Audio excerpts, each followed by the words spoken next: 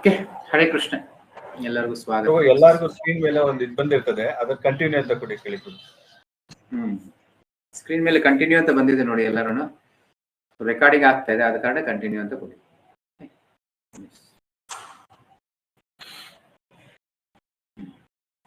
ಇವತ್ತು 2ನೇ ಅಧ್ಯಾಯ 13ನೇ ಶ್ಲೋಕದಿಂದ ಮುಂದೆ.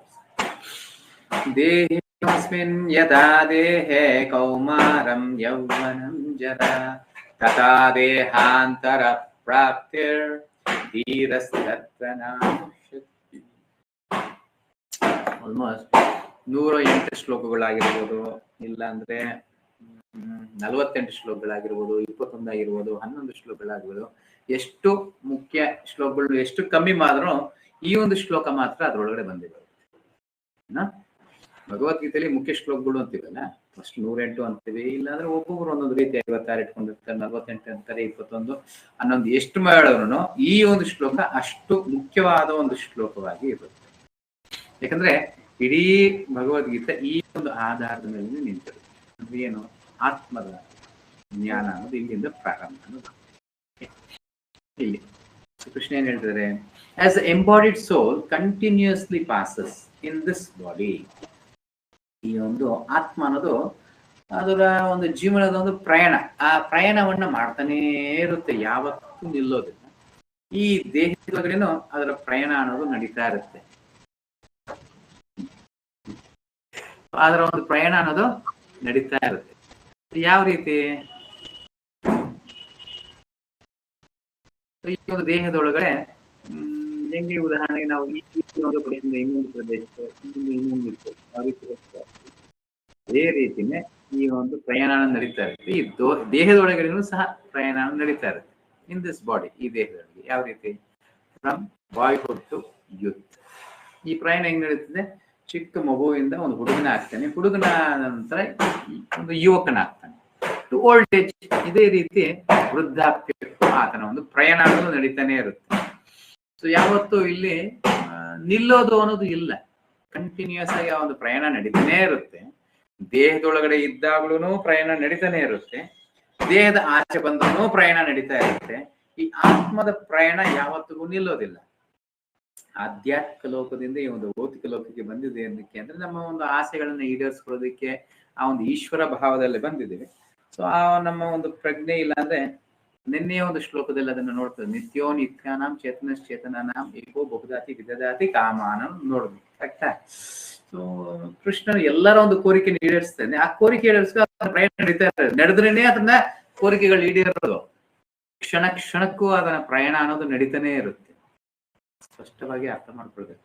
ಸೊ ಈ ಪ್ರಯಾಣ ಯಾವತ್ತಿಗೂ ನಿಲ್ಲೋದಿಲ್ಲ. ದೇಹ ಇದ್ರೂ ಪ್ರಯಾಣ ಇರುತ್ತೆ, ದೇಹ ಇಲ್ಲ ಅಂದ್ರೂ ಪ್ರಯಾಣ ಇರುತ್ತೆ. ಸೊ ಒಂದೊಂದು ಕ್ಷಣಕ್ಕೂ ನಾವು ಮುಂದೆ ಹೋಗ್ತಾನೆ ಇರ್ತೀವಿ. ಇಲ್ಲ ಅಂದ್ರೆ ಅದು ನಮಗೆ ಬಂಧನವನ್ನು ಕೊಡ್ತಾ ಇರುತ್ತೆ, ಮುಕ್ತಿಯನ್ನು ಕೊಡ್ತಾ ಇರುತ್ತೆ. ಬಟ್ ಪ್ರಯಾಣ ಮಾತ್ರ ಯಾವುದೇ ಕಾಲಕ್ಕೂ ನಿಲ್ಲೋದಿಲ್ಲ. ಮೊನ್ನೆ ಒಂದು ಉದಾಹರಣೆಯನ್ನು ಕೊಟ್ಟು ನಾನು ಹೇಳಿದೆ, ಯಾವ ರೀತಿ ನಮ್ಮ ಪ್ರಯಾಣ ಮಾಡ್ತಾ ಇರುವಾಗ, ಉದಾಹರಣೆಗೆ ಹೋಗುವ ದಾರಿಯಲ್ಲಿ ಹಲವಾರು ವಸ್ತುಗಳಿರುತ್ತೆ. ಭೌತಿಕವಾದಿಗಳು ಏನ್ ಮಾಡ್ತಾರೆ ಅಂದ್ರೆ, ಆ ಒಂದು ಪ್ರಯಾಣದಲ್ಲಿ ಹಲವಾರು ವಸ್ತುಗಳನ್ನ ಎತ್ತಿ ತಮ್ಮ ತಲೆ ಮೇಲೆ ಹಾಕೊಂತ ಇರ್ತಾರೆ. ಅಂದ್ರೆ ಒಂದು ಭೌತಿಕಕ್ಕೆ ಬಂಧಿತರಾಗ್ತಾ ಆಗ್ತಾ ಮುಂದಕ್ಕೆ ಹೋಗ್ತಾರೆ. ಆಧ್ಯಾತ್ಮಿಕ ವ್ಯಕ್ತಿಗಳು ಏನ್ ಮಾಡ್ತಾರೆ, ಆಲ್ರೆಡಿ ಅವ್ರ ತಲೆ ಮೇಲೆ ಒಂದು ದೊಡ್ಡ ಭಾರ ಅನ್ನೋದು ಇರುತ್ತೆ. ಅದು ಹೋಗುವ ಪ್ರಯಾಣದಲ್ಲಿ ಒಂದೊಂದೇ ಕೆಳಗೆ ಇಳಿಸ್ಕೊಂಡು ಹೋಗ್ತಾ ಇರ್ತಾರೆ. ಯಾರು ಅವರ ಒಂದು ತಲೆ ಮೇಲೆ ಇರುವ ಭಾರ ಏನು ಪೂರ್ತಿಯಾಗಿ ಇಳಿಸಿರುತ್ತೆ, ಅವ್ರು ಮಾತ್ರನೇ ಆಧ್ಯಾತ್ಮಿಕ ಲೋಕದ ಒಂದು ಪ್ರವೇಶ ಅನ್ನೋದು ಮಾಡ್ತಾರೆ. ಇನ್ನೂ ಏನಾದ್ರೂ ಇಟ್ಕೊಂಡಿದ್ದಾರೆ ಅಂದ್ರೆ ಪ್ರವೇಶ ಅನ್ನೋದು ಇರೋದಿಲ್ಲ. ಅದು ಪ್ರಯಾಣ ಹಂಗೆ ಮತ್ತೆ ಭೌತಿಕಕ್ಕೆ ಒಂದು ಪ್ರಯಾಣ ಅನ್ನೋದು ನಡೀತಾ ಇದೆ. ಸೊ ಪುಣ್ಯ ಆಗಿರೋದು, ಪಾಪ ಆಗಿರ್ಬೋದು, ಎರಡರಿಂದ ಪರಿಪೂರ್ಣವಾಗಿ ಮುಕ್ತನಾಗಿರುತ್ತೆ. ಎಲ್ಲರೂ ಅರ್ಥ ಆಗ್ತದೆ ಅನ್ಸುತ್ತೆ. ಈ ದೇಹದೊಳಗಡೆನು ಈ ಆತ್ಮ ಅದೇ ರೀತಿ ಪ್ರಯಾಣ ಅನ್ನೋದು ಮಾಡ್ತಾ ಇರುತ್ತೆ. ಬಾಲ್ಯಾವಸ್ಥೆಯಿಂದ ಯೌವನಕ್ಕೆ, ಯೌವನದಿಂದ ಮುಪ್ಪಿಗೆ ಈ ರೀತಿ ಹೋಗ್ತಾ ಇರುತ್ತೆ. The soul similarly passes into another body at death. ಅದೇ ರೀತಿ ಪ್ರಯಾಣ ನಿಲ್ಲದೆ ನಂತರ ಈ ಒಂದು ಸಾವಿನ ನಂತರನೂ ಆ ಪ್ರಯಾಣ ಹಂಗೆ ಇರುತ್ತೆ. A sober person is not bewildered by such a change. ಈ ಒಂದು ಭೌತಿಕದ ಬದಲಾವಣೆಯಲ್ಲಿ ಧೀರನಾದನು, ಬುದ್ಧಿವಂತನೋ ವಿಚಲಿತಗೊಳ್ಳೋದಿಲ್ಲ, ದಿಗ್ಭ್ರಮೆಗೊಳ್ಳೋದಿಲ್ಲ. ಯಾರಿಗೆ ಭಗವದ್ಗೀತೆಯ ಜ್ಞಾನ ಇದೆ ಅಂತ ವ್ಯಕ್ತಿ ಖಂಡಿತವಾಗ್ಲೂ ವಿಚಲಿತನಾಗೋದಿಲ್ಲ ಅನ್ನೋದನ್ನೇ. ಇದರಲ್ಲಿ ಪರ್ಪೋರ್ಟ್ ಅಲ್ಲಿ ಶ್ರೀಲ ಪ್ರಭುಪಾದ ಏನ್ ಹೇಳ್ತಿದ್ದಾರೆ, since every living entity is an individual soul. ಇದು 10ನೇ ಒಂದು ಶ್ಲೋಕದಲ್ಲಿ ನೋಡಿದ್ವಿ, 12ನೇ ಒಂದು ಶ್ಲೋಕದಲ್ಲಿ ನೋಡಿದ್ವಿ. ಏನು? ಪ್ರತಿ ಜೀವಿನೂ ಪ್ರತ್ಯೇಕತೆ. ಸೊ ಇಲ್ಲಿ ಯಾವತ್ತು ಪ್ರತ್ಯೇಕತೆ ಇಲ್ಲದೆ ಯಾವುದೇ ಒಂದು ಜೀವಿ ಇಲ್ಲ, ಪ್ರತಿಯೊಬ್ಬರಿಗೂ ಆ ಒಂದು ಪ್ರತ್ಯೇಕತೆ ಅನ್ನೋದು ಇದೆ. Yes, entity is an individual soul, each is changing is body every moment. ಪ್ರತಿ ಕ್ಷಣ ಆ ದೇಹದ ಒಂದು ಬದಲಾವಣೆ ಆಗ್ತಾನೆ ಇದೆ. Manifesting sometimes as a child, sometimes as a youth and sometimes as a old man. ಕೆಲವೊಮ್ಮೆ ಬಾಲಕನಾಗಿರ್ತಾನೆ, ಕೆಲವೊಮ್ಮೆ ಯುವಕನಾಗಿರ್ತಾನೆ, ಕೆಲವೊಮ್ಮೆ ಒಂದು ವೃದ್ಧಾಪ್ಯದಲ್ಲಿ ಇರ್ತಾನೆ. Yet the same spirit soul is there and does not undergo any changes. ಅದೇ ರೀತಿಯಲ್ಲಿ ಈ ಒಂದು ಆತ್ಮಾತನ ಒಳಗಡೆ ಇರುತ್ತೆ, ಆದ್ರೆ ಯಾವುದೇ ಬದಲಾವಣೆಗಳು ಇರೋದಿಲ್ಲ. ಶಾಶ್ವತವಾದ ವಸ್ತುಗಳು ಯಾವುದೇ ಆಗಿರ್ಬೋದು, ಅದಕ್ಕೆ ವಯಸ್ಸು ಅನ್ನೋದು ಇರೋದಿಲ್ಲ. ನನಗೆ ವಯಸ್ಸಾಗ್ತಾ ಇದೆ, ನನ್ನ ಬಾಲ್ಯಾವಸ್ಥೆಯಲ್ಲಿ ಇದ್ದೀನಿ, ಆ ರೀತಿ ಒಂದು ಸಂಗತಿ ಯಾವತ್ತಿಗೂ ಬರೋದಿಲ್ಲ. ಅದೇ ರೀತಿ ಆತ್ಮಕ್ಕೆ ಯಾವುದೇ ರೀತಿಯ ಸಂಗತಿಗಳನ್ನು ಇರೋದಿಲ್ಲ. This individual soul finally changes the body at death and transmigrates to another body. ಈ ಒಂದು ಆತ್ಮ ಏನ್ ಮಾಡುತ್ತೆ? ಆಕ್ಚುಲಿ ಆತ್ಮ ತನ್ನ ಎಲ್ಲಾ ಸಂದರ್ಭಗಳಲ್ಲೂ ತನ್ನ ಕೋರಿಕೆಗಳನ್ನ ಈಡೇರಿಸ್ಕೊಳ್ತಾ ಹೋಗುತ್ತೆ. ಸೊ ತನ್ನ ಕೋರಿಕೆಗಳನ್ನ ಈಡೇರಿಸ್ಕೊಂಡು ಹೋಗುವಾಗ ಏನಾಗುತ್ತೆ, ಆ ಒಂದು ಕೋರಿಕೆ ಈಡೇರಿಸ್ಕೊಳ್ಳೋಕೆ ಉಪಯೋಗಕ್ಕೆ ಬರದೇ ಇರುವಾಗ ಏನ್ ಮಾಡುತ್ತೆ, ಅದು ದೇಹವನ್ನು ಬಿಟ್ಟು ಇನ್ನೊಂದು ಸೂಕ್ತವಾದ ದೇಹವನ್ನ ಆಯ್ಕೆ ಮಾಡಿಕೊಳ್ಳುತ್ತೆ. ಅದು ಆಯ್ಕೆ ಮಾಡೋದು ಯಾರು? ಯಾರಾದ್ರೂ ಹೇಳ್ತಾರೆ ಯಾರು ಆಯ್ಕೆ ಮಾಡೋದ? ನಾವೇ ಪ್ರಭುಜಿ. ಹರೇ ಕೃಷ್ಣ. ಯೋಚನೆ, ಥಿಂಕಿಂಗ್ ವಿಲ್ಲಿಂಗ್ ಫೀಲಿಂಗ್ ಅಂತ. ನಮ್ಮ ಕರ್ಮ ಫಲಗಳು ಪ್ರಭು. ನಮ್ಮ ಕರ್ಮಫಲ ಆಕ್ಚುಲಿ ಭಗವಂತನ ಆಯ್ಕೆ. ಸೊ ಎಸ್, ನಾವೇ ಕಾರಣಕರ್ತರಾಗಿದ್ದೀವಿ. ನಮ್ಮ ಕೋರಿಕೆ ಮೇರೆಗೆ ಭಗವಂತನು ಆ ಒಂದು ದೇಹವನ್ನ ಆಯ್ಕೆ ಮಾಡ್ತಾನೆ. ನಮಗೊಂದು ಕೋರಿಕೆ ಅನ್ನೋದು ಹುಟ್ಟಿದೆ. ನಾನು ಯಾವತ್ತೂ ಹಂದಿ ಆಗೋದಕ್ಕೆ ಯಾರಾದ್ರೂ ಇಷ್ಟಪಡ್ತಾರೆ ಇಲ್ಲಿರೋರಲ್ಲಿ? ಏನ್ ಪ್ರಭು, ನಮ್ಗೆ ಅದೆಲ್ಲ ಇಷ್ಟ ಇಲ್ಲ. ಆದ್ರೆ ನೋಡಿದೆಲ್ಲ ತಿನ್ಬೇಕು ಅನ್ನೋ ಕೋರಿಕೆ ಮಾತ್ರ ಇದೆ. ಹಂದಿ ಆಗ್ಬೇಕು ಅನ್ನೋ ಇಷ್ಟ ಇಲ್ಲ, ಅದೇ ನೋಡಿದೆಲ್ಲ ತಿನ್ಬೇಕು ಅನ್ನೋ ಒಂದು ಆಸೆ ಇದೆ.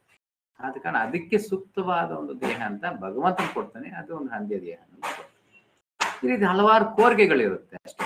ನಾನು ಹಂದಿ ಆಗ್ಬೇಕು, ನಾಯಿ ಆಗ್ಬೇಕು ಅಂತ ಯಾರು ಇಷ್ಟಪಡೋದು. ಬಟ್ ತನ್ನ ಕೋರಿಕೆಯ ಒಂದು ಅನುಗುಣವಾಗಿ ಭಗವಂತನ ಆ ಕೋರಿಕೆ ಈಡೇರಿಸ್ಕೊಳ್ಳೋದಕ್ಕೆ ಇನ್ನು ಸೂಕ್ತವಾದ ದೇಹವಾಗಿ ಆ ಒಂದು ದೇಹವನ್ನು ಕೊಡ್ತಾನೆ. And since it is sure to have another body in the next birth. ಆದ ಕಾರಣ ಖಚಿತ, ಅದು ಅದರಲ್ಲಿ ಯಾವುದೇ ಸಂಶಯ ಇಲ್ಲ. ನೆಕ್ಸ್ಟ್ ಇನ್ನೊಂದು ಬಾಡಿ ಪಡ್ಕೊಳ್ತಾನೆ, ಇನ್ನೊಂದು ದೇಹವನ್ನು ಪಡ್ಕೊಳ್ತಾನೆ. And since it is sure to have another body in the next birth, either material or spiritual, there was no cause for lamentation by Arjuna on account of death, neither for Bhishma nor for Drona, for whom he was so much concerned. So ಈ ರೀತಿ ಅಂಶ ಇರುವಾಗ ಆದ ಅರ್ಜುನ ಅದನ್ನು ದುಃಖಿಸ್ತಿದ್ದಾನೆ. ಇವಾಗ ಹೆಂಗೆ ನನ್ನ ಗುರುಗಳ ಎದುರುಗಡೆ ನಾನು ಯುದ್ಧ ಮಾಡೋದು? ಆತ ಯಾವುದೇ ಒಂದು ಸಂದರ್ಭದಲ್ಲಿ ಹೆಂಗ್ ನೋಡಿದ್ರು ದುಃಖವನ್ನು ಮಾಡ್ಕೊಳ್ಳುವ ಒಂದು ಅವಶ್ಯಕತೆ ಅನ್ನೋದು ಇಲ್ಲ, ದುಃಖ ಪಡುವ ಅವಶ್ಯಕತೆ ಅನ್ನೋದು ಇಲ್ಲ. ಯಾಕಂದ್ರೆ ಅವ್ರ ಗುರುಗಳಿಗಾಗಿರ್ಬೋದು, ಇಲ್ಲ ತಾತನವ್ರಿಗೆ ಸಾವು ಅನ್ನೋದು ಇಲ್ಲ. ಇನ್ನ ದೇಹ ನೀವು ಏನ್ ಮಾಡಿದ್ರು ನಶಿಸಿ ಹೋಗುತ್ತೆ, ಇನ್ ಮಾಡಿಲ್ಲ ಅಂದ್ರೂ ನಶಿಸಿ ಹೋಗುತ್ತೆ. ನೀವು ಯುದ್ಧ ಮಾಡಿದ್ರು ಸರಿ, ಯುದ್ಧ ಮಾಡಿಲ್ಲ ಅಂದ್ರೂ ಸರಿ, ನಶಿಸಿ ಹೋಗುತ್ತೆ. ಏನು, ನಾಳೆ ಸಾಯೋದು ಇವತ್ತು ಸಾಯುತ್ತೆ ಅಷ್ಟೇ. ಆತ್ಮ ನಾಳೆ ಈ ದೇಹವನ್ನು ಬಿಟ್ಟು ಹೋಗೋ ಬದಲು ಇವತ್ತೇ ಬಿಟ್ಟು ಹೋಗ್ತಾ ಇದೆ. ಅಷ್ಟು ಹೊರತುಪಡಿಸಿ ಅದನ್ನ ಪರಿಪೂರ್ಣವಾಗಿ ನಾನೇನು ಬದಲಾಯಿಸಕ್ಕಾಗಿಲ್ಲ. ಕರೆಕ್ಟ್? ಈ ಒಂದು ಸಂದರ್ಭದಲ್ಲಿ ಶೋಕಿಸುವುದಕ್ಕೆ ಯಾವುದೇ ಒಂದು ಅರ್ಥ ಇಲ್ಲ. ಅಂತ ವ್ಯಕ್ತಿ ಶೋಕಿಸಬಾರದು. ಸೊ ಖಂಡಿತ ಬುದ್ಧಿವಂತನಾದವನು, ಈ ಒಂದು ಜ್ಞಾನ ಇರೋನು ಯಾವುದೇ ಒಂದು ಸಂದರ್ಭದಲ್ಲಿ ಶೋಕಿಸುವುದಿಲ್ಲ. ಬದಲಿಗೆ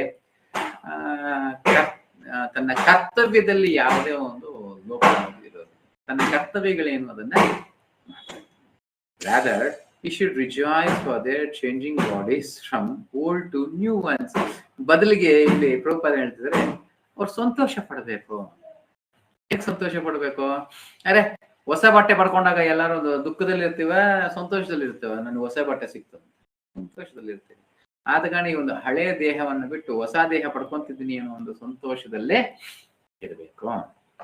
rather you should rejoice for their changing bodies from old to new ones, thereby rejuvenating their energy. ಮುಪ್ಪಿನಿಂದ ಆತ ಯೌವನಕ್ಕೆ ಬರ್ತಿದ್ದಾನೆ ಅನ್ನುವಾಗ ಆತನ ಶಕ್ತಿ ಅನ್ನೋದು ಹೆಚ್ಚಿಗೆ ಆಗುತ್ತೆ. ಆದ ಕಾರಣ ಆತ ಸಂತೋಷ ಅನ್ನೋದು ಪಡಬೇಕು. Such changes of body account for varieties of enjoyment or suffering according to one's work in life. So ನಮ್ಮ ಜೀವನದಲ್ಲಿ ಏನ್ ಮಾಡ್ತಿದ್ದೀವಿ? ಸೊ ಕೆಲವೊಮ್ಮೆ ನೆಕ್ಸ್ಟ್ ಮುಂದೆ ಬರುತ್ತೆ ಶ್ರೇಯಸ್ ಮತ್ತೆ ಪ್ರೇಯಸ್ ಅಂತ ಬರ್ತದೆ. ಸೊ ನಾನು ಯಾವಾಗ ಸಂತೋಷವಾಗಿರೋದಕ್ಕೆ ಆಲೋಚಿಸ್ತೀನಿ. ಉದಾಹರಣೆಗೆ ನಮ್ಗೆ ಯಾರಾದ್ರೂ ಒಂದು ₹100 ಕೊಟ್ರು ಅಂತ ತಿಳ್ಕೊಳ್ಳೋಣ, ಏನ್ ಮಾಡ್ತೀವಿ? ಪ್ರತಿಯೊಬ್ಬರಿಗೂ ಅಷ್ಟೇ ಒಂದು ₹100 ಕೊಟ್ಟಾಗ ಅವರ ಒಂದು ಗುಣಕ್ಕೆ ತಕ್ಕಂಗೆ, ಸ್ವಭಾವಕ್ಕೆ ತಕ್ಕಂಗೆ ಆ ಒಂದು ₹100 ಉಪಯೋಗಿಸ್ತಾರೆ. ಕೆಲವ್ರು ಏನ್ ಮಾಡ್ತಾರೆ, ಅರೆ ಸಿಕ್ತಪ್ಪ ಚಾನ್ಸ್, ₹100 ಸಿಕ್ತು, ಇವತ್ತು ಚೆನ್ನಾಗಿ ತಗೊಳ್ಳೋಣ, ತಿನ್ನೋಣ, ಮಾಡೋಣ, ಅದನ್ನ ಖರ್ಚು ಮಾಡೋಣ ಅಂತ ಕೆಲವರು ಮಾಡ್ತಾರೆ. ಇನ್ ಕೆಲವ್ರು ₹100 ಕೊಟ್ಟಾಗ ಏನ್ ಮಾಡ್ತಾರೆ, ನಾಳೆ ಸಿಗುತ್ತೋ ಇಲ್ವೋ ₹200 ಇಟ್ಕೊಂಡಿರ, ನಾಳೆಗೂ ನಮಗೆ ಉಪಯೋಗಕ್ಕೆ ಬರುತ್ತೆ, ನಾಳೆದು 2-3 ದಿವಸಕ್ಕೆ ಆಗ್ಲಿ ₹100 ಅಂತ ಕೆಲವರು ಇಟ್ಕೊಂತಾರೆ. ಇನ್ ಕೆಲವರು ಇನ್ನೂ ಬುದ್ಧಿವಂತರಾದ್ರು ಏನ್ ಮಾಡ್ತಾರೆ, ಆ ₹100 ಇಟ್ಕೊಂಡು ಅದನ್ನ ಯಾವ ರೀತಿ ₹110 ಮಾಡಬೇಕು, ₹120 ಮಾಡಬೇಕು, ಹೆಂಗ್ ಮಾಡ್ಬೇಕು ಅನ್ನೋದು ಆಲೋಚನೆ. ಕರೆಕ್ಟಾ? ನೋಡಿ, ನಮ್ಮ ಬುದ್ಧಿಯ ಒಂದು ಬದಲಾವಣೆಗಳು, ಬೆಳವಣಿಗೆಗಳು ಹೆಂಗಿರುತ್ತೆ. ಒಂದು ಚಿಕ್ಕ ಮಗುಗೆ ಈ ಒಂದು ₹100 ಕೊಟ್ಟಾಗ ಆ ಮಗು ಏನ್ ಮಾಡುತ್ತೆ, ಆದಷ್ಟು ಬೇಗ ಹೋಗಿ ಎಲ್ಲ ₹100ಗೆ ಚಾಕ್ಲೇಟು ಅದು ಇದು ತಗೊಂಡು ತಿನ್ನೋಣ. ಒಂದ್ ಚೂರು ದೊಡ್ಡ ಹುಡುಗನಾದಾಗ ಏನ್ ಮಾಡ್ತಾನೆ, ಇನ್ನು ಸಂಪಾದನೆ ಮಾಡ್ತಿಲ್ಲ, ಅಷ್ಟು ಬೆಳವಣಿಗೆ ಇಲ್ಲ, ಆದ್ರೆ ಆ ₹100 ಇಟ್ಕೊಂಡು ನಾಳೆ ನಾಡದಕ್ಕೆ ಎಲ್ಲದಕ್ಕೂ ನೋಡ್ಕೊಳ್ಳೋಣ ಅಂತ ಪ್ಲಾನ್. ಆದ್ರೆ ಒಂದು ದೊಡ್ಡ ವ್ಯಕ್ತಿ ಆದವನು ಅದೇ ₹100 ಕೊಟ್ಟಾಗ ಏನ್ ಮಾಡ್ತಾನೆ, ಈ ಒಂದು ₹100 ಎಲ್ಲಿ ವ್ಯಾಪಾರದಲ್ಲಿ ಇಡೋಣ, ಯಾವ್ದ್ರಲ್ಲಿ ಮಾಡೋಣ, ಎಲ್ಲಿ ಇನ್ವೆಸ್ಟ್ ಮಾಡೋಣ, ಹೆಂಗ್ ಮಾಡೋಣ, ಇದನ್ನ ₹110 ಮಾಡೋದು ಹೆಂಗೆ? ಅರ್ಥ ಆಗ್ತಿದೆ? ಏನ್ ಉದಾಹರಣೆ? ಭೌತಿಕದ ಉದಾಹರಣೆ, ವೆರಿ ಸಿಂಪಲ್, ನಮ್ಮ ಜೀವನದ ಉದಾಹರಣೆ. ಕರೆಕ್ಟಾ? ಇವಾಗ ಇದೇ ₹100 ನಮ್ಮ ಕೃಷ್ಣ ಪ್ರಜ್ಞೆ. ಈ ಒಂದು ₹100 ಕೃಷ್ಣ ಪ್ರಜ್ಞೆಯಲ್ಲಿ ಬಂದಾಗ ನಾವು ಯಾವ ರೀತಿ ಉಪಯೋಗಿಸ್ತೀವಿ? ಹರೇ ಕೃಷ್ಣ ಅದು ₹100 ಇದ್ದ ಹಾಗೆ ಏನ್ ಮಾಡ್ತೀವಿ? ಹೆಂಗೆ ನಾನು ಇದರಿಂದ ಇವಾಗ ಉಪಯೋಗ ಪಡ್ಕೊಳ್ಳೋದು? ಹೆಂಗ್ ನಾನು ಮದುವೆ ಮಾಡ್ಕೊಳ್ಳೋದು, ಮನೆ ಕಟ್ಟೋದು, ಕೆಲಸ ಪಡ್ಕೊಳ್ಳೋದು, ಮನಃಶಾಂತಿಯಾಗಿರುವಂಥದ್ದು, ನನ್ನ ಕಷ್ಟಗಳನ್ನೆಲ್ಲ ಹೋಗಲಾಡಿಸುವಂಥದ್ದು ಈ ಒಂದು ಹರೇ ಕೃಷ್ಣ ಮಹಾಮಂತ್ರ ಹೇಳಿ ಹಿಂಗೆ ಹಲವಾರು ರೀತಿಯಲ್ಲಿ ನಮ್ಮ ಪ್ಲಾನಿಂಗ್ಸ್ ಅನ್ನೋದು ಇರುತ್ತೆ. ಚಿಕ್ಕ ಮಗು ಯಾವ ರೀತಿ ₹100 ಕೊಟ್ಟಿದ ತಕ್ಷಣ ಚಾಕ್ಲೇಟ್ ತಗೊಳ್ಳೋಣ, ಅದು ತಗೊಳ್ಳೋಣ, ಆ ರೀತಿ ನಿಮ್ಮ ಪ್ಲಾನ್. ನನ್ಗೆ ಹೆಂಗೋ ಸಿಗ್ಬಿಟ್ಟಿದೆ, ನನ್ನ ಅದೃಷ್ಟ ಹೆಂಗೋ ಸಿಕ್ತು, ಈ ಒಂದು ಹರೇ ಕೃಷ್ಣ ಹೆಂಗ್ ಉಪಯೋಗ, ಹಿಂಗೆಲ್ಲ ತಗೊಂಡು ಏನ್ ಮಾಡ್ಬಿಡೋಣ ಅಂತ. ಇನ್ ಕೆಲವ್ರು ಏನ್ ಮಾಡ್ತಾರೆ, ಇವಾಗ ನಾಳೆ ಒಂದು ಇದರಲ್ಲಿ ಭೀಷ್ಮ ಪಂಚಕ ಬರುತ್ತೆ, ಒಂದು ಏಕಾದಶಿ ಬರುತ್ತೆ, ಭೀಷ್ಮ ಪಂಚಕ ಬರುತ್ತೆ. ಕೆಲವ್ರು ಏನ್ ಮಾಡಿದ್ರೆ ಇದೇ ಕೃಷ್ಣ ಪ್ರಜ್ಞೆ, ಅದೇ ₹100 ಇನ್ನೇನಿಲ್ಲ, ನಾಳೆಗೆ ಹೆಂಗ್ ಉಪಯೋಗಿಸೋಣ, ಇದನ್ನ ಹೆಂಗೆ ಜೋಪಾನವಾಗಿ ಇಟ್ಕೊಳ್ಳೋಣ, ಇದನ್ನ ಯಾವ ರೀತಿ ಅಭಿವೃದ್ಧಿ ಮಾಡೋಣ, ಹೆಂಗ್ ಮಾಡೋಣ, ಏನ್ ಮಾಡೋಣ ಅಂತ ಆಲೋಚನೆ. ಏನೋ ಈ ಜನ್ಮದಲ್ಲಿ, ನೆಕ್ಸ್ಟ್ ಜನ್ಮದಲ್ಲಿ ನಾನು ಸಂತೋಷವಾಗಿರೋದಕ್ಕೆ ಏನೆಲ್ಲ ಪ್ಲಾನಿಂಗ್ ಮಾಡ್ಕೊಳ್ಳೋಣ ಅಂತ ಕೆಲವರು ಕ್ಲಿಯರ್. ಅದು ನಿಜವಾದ ಬೆಳೆದ ವ್ಯಕ್ತಿ ಏನ್ ಮಾಡ್ತಾನೆ, ಅದೇ ಪರಿಪೂರ್ಣವಾದ ಭಕ್ತಿ. ಯಾರಾದ್ರೂ ಹೇಳಿ ಏನ್ ಮಾಡ್ತಾನೆ? ಆತನು ಜಪ ಮಾಡ್ತಾನೆ, ಆತನು ಏಕಾದಶಿ ಮಾಡ್ತಾನೆ, ಆತನು ಭೀಷ್ಮ ಪಂಚಕ, ಚಾತುರ್ಮಾಸ ಎಲ್ಲವನ್ನು ಮಾಡ್ತಾನೆ. ಯಾವ ರೀತಿ ಮಾಡ್ತಾನೆ? ಯಾರಾದ್ರೂ ಹೇಳಿ.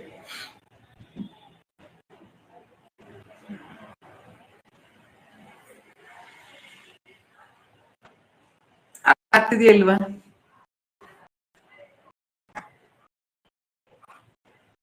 ಇನ್ನು ಎಲ್ಲ ರಿಸರ್ಚ್ ಏನಾದ್ರು ಮಾಡ್ತಿದ್ದಾರೆ ಆ್ಯಪಲ್ಲಿ? ಕೇಳಿಸ್ತಾ ಇದೆಯಾ? ಕೇಳಿಸ್ತಾ ಇದೆ ಪ್ರಭುಜಿ. ಹರೇ ಕೃಷ್ಣ. ಕೇಳಿಸ್ತಾ ಇದೆ.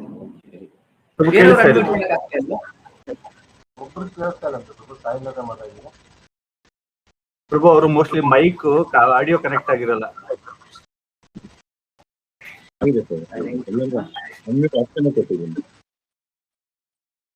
ಎಲ್ಲರೂ ಅನ್ಮಿಟ್ ಆಪ್ಷನ್ ಕೊಡ್ಬೇಕಾ?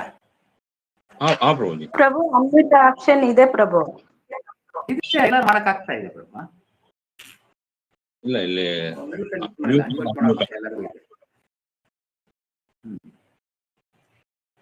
ಎಲ್ಲರಿಗೂ ಕೇಳಿಸ್ತಾ ಇದೆಯಲ್ಲ? ಯಾರಿಗಾದ್ರು ಕೇಳಿಸ್ತಾ ಇಲ್ದಿರೋರು ನಾನು ಹೇಳೋದು ಕೇಳಿಸಿಲ್ಲ ಅಂದ್ರೆ ಎಲ್ಲ ನೀವು ಅಡ್ಮಿಟ್ ಮಾಡ್ತಾ ಇರ್ತಾರೆ.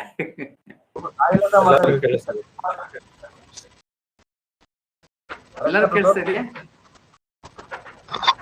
ಹರೇ ಕೃಷ್ಣ ಪ್ರಭು. ಸಾಯಿಲ್ ಹತ್ರ ಮಾತಾಡಿ ಕೇಳಿಸ್ತಾ ಇಲ್ಲ ಪ್ರಭು. ಅವ್ರು ಫೋನ್ ಮಾಡಿದ್ರು. ಕೇಳಿಸ್ತಾ ಇದೆ ಪ್ರಭು. ಅದು ಹೇಮಾಚಾರ್ಯ ಪ್ರಭು ಕಾಲ್ ಮಾಡಿದ್ರು.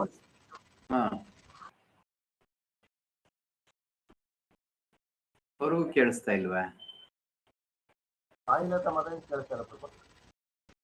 ಕೇಳಿಸ್ತಾ ಇದೆ ಪ್ರಭು. ಅವ್ರ ಮೈಕ್ ಕನೆಕ್ಟ್ ಆಗಿದೆ. ಸಾಯಿಲತಾ ಮಾತಾಡಿ ಮಾತಾಡ್ಸಿ ಪ್ರಭು. ನೀವು ಈಗ ಲಿಸನ್ ಮಾಡಿದ್ ಕೇಳಿಸ್ತಾ ಇದೆ ಪ್ರಭು. ನಮ್ಗೆಲ್ಲರಿಗೂ ಕೇಳಿಸ್ತಾ ಇದೆಯಾ? ಹರೇ ಕೃಷ್ಣ. ಸಾಯಿಲತಾ ಮಾತಾಡಿ. ಒಂದ್ ದಿವಸ 2 ದಿವಸ ಆಗುತ್ತೆ ಬಿಡಿ, ಎಲ್ಲರಿಗೂ ಒಂಚೂರು ಹಂಗಿಂಗ್ ಕಲಿಯೋದಿಕ್ಕಲ್ಲ, ಅಭ್ಯಾಸ ಆಗುತ್ತೆ. ಪ್ರಭು ಕೇಳಿಸ್ತಾ ಇದೆ ಮಾಡಿ ಪ್ರಭು. ಸರಿ ಪ್ರಭು. ಸೆಕೆಂಡ್ ಟೈಮ್ ರೀಜಾನ್ ಆದ್ರಂತೆ ಪ್ರಭು. ಅವ್ರು ಕೇಳಿಸ್ತಾ ಏನ್ ಪ್ರಭು? ಸಾಯಿಲತಾ ಮಾತಾಜಿ ರೀಜಾನ್ ಆದ್ರಂತೆ ಪ್ರಭು. ಒಂದ್ಸಲಿ ಆಫ್ ಆಗಿ ಇನ್ನೊಂದ್ಸಲಿ ರೀಜಾನ್ ಆಗಿದ್ದಾರೆ. ಅದು ಕೇಳಿಸ್ತಾ ಇಲ್ಲ ಒಬ್ಬರು ಪ್ರಭು. ರಾಜು ಪ್ರಭು ಸ್ವಲ್ಪ ವಿಡಿಯೋ ಇದು ಸ್ಕ್ರೀನ್ ಶಾಟ್ ಕಳಿಸಿದ್ದೀನಿ ನೋಡಿ.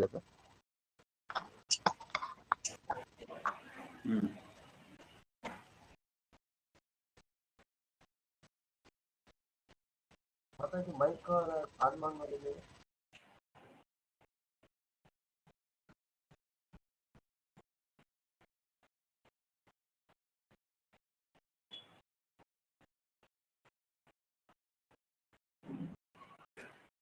ಎಲ್ಲರಿಗೂ ಕೇಳಿಸ್ಬೇಕು ಇಲ್ಲಿ. ಎಸ್, ಮೈಕ್ ಮಾರ್ಕ್ ಎಲ್ಲರಿಗೂ ಇದೆ ಅಂದ್ರೆ ಎಲ್ಲರೂ ಕೇಳಿಸುತ್ತೆ ಅಂತ.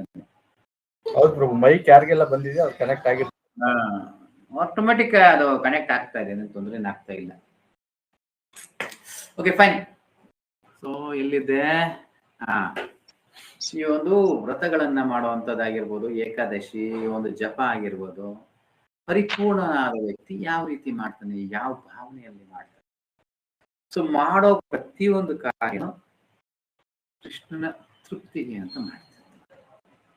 ಅರ್ಥ ಆಗ್ತಿದೆ ನೋಡಿ? 2 ತರದ ವ್ಯಕ್ತಿಗಳು. ನಾವು ಇವತ್ತಿಗೆ ಇದನ್ನ ಅನುಭವಿಸೋಣ ಅಂತ ಮಾಡುವಂತ ವ್ಯಕ್ತಿ ಪ್ರಾರಂಭಿಕನು.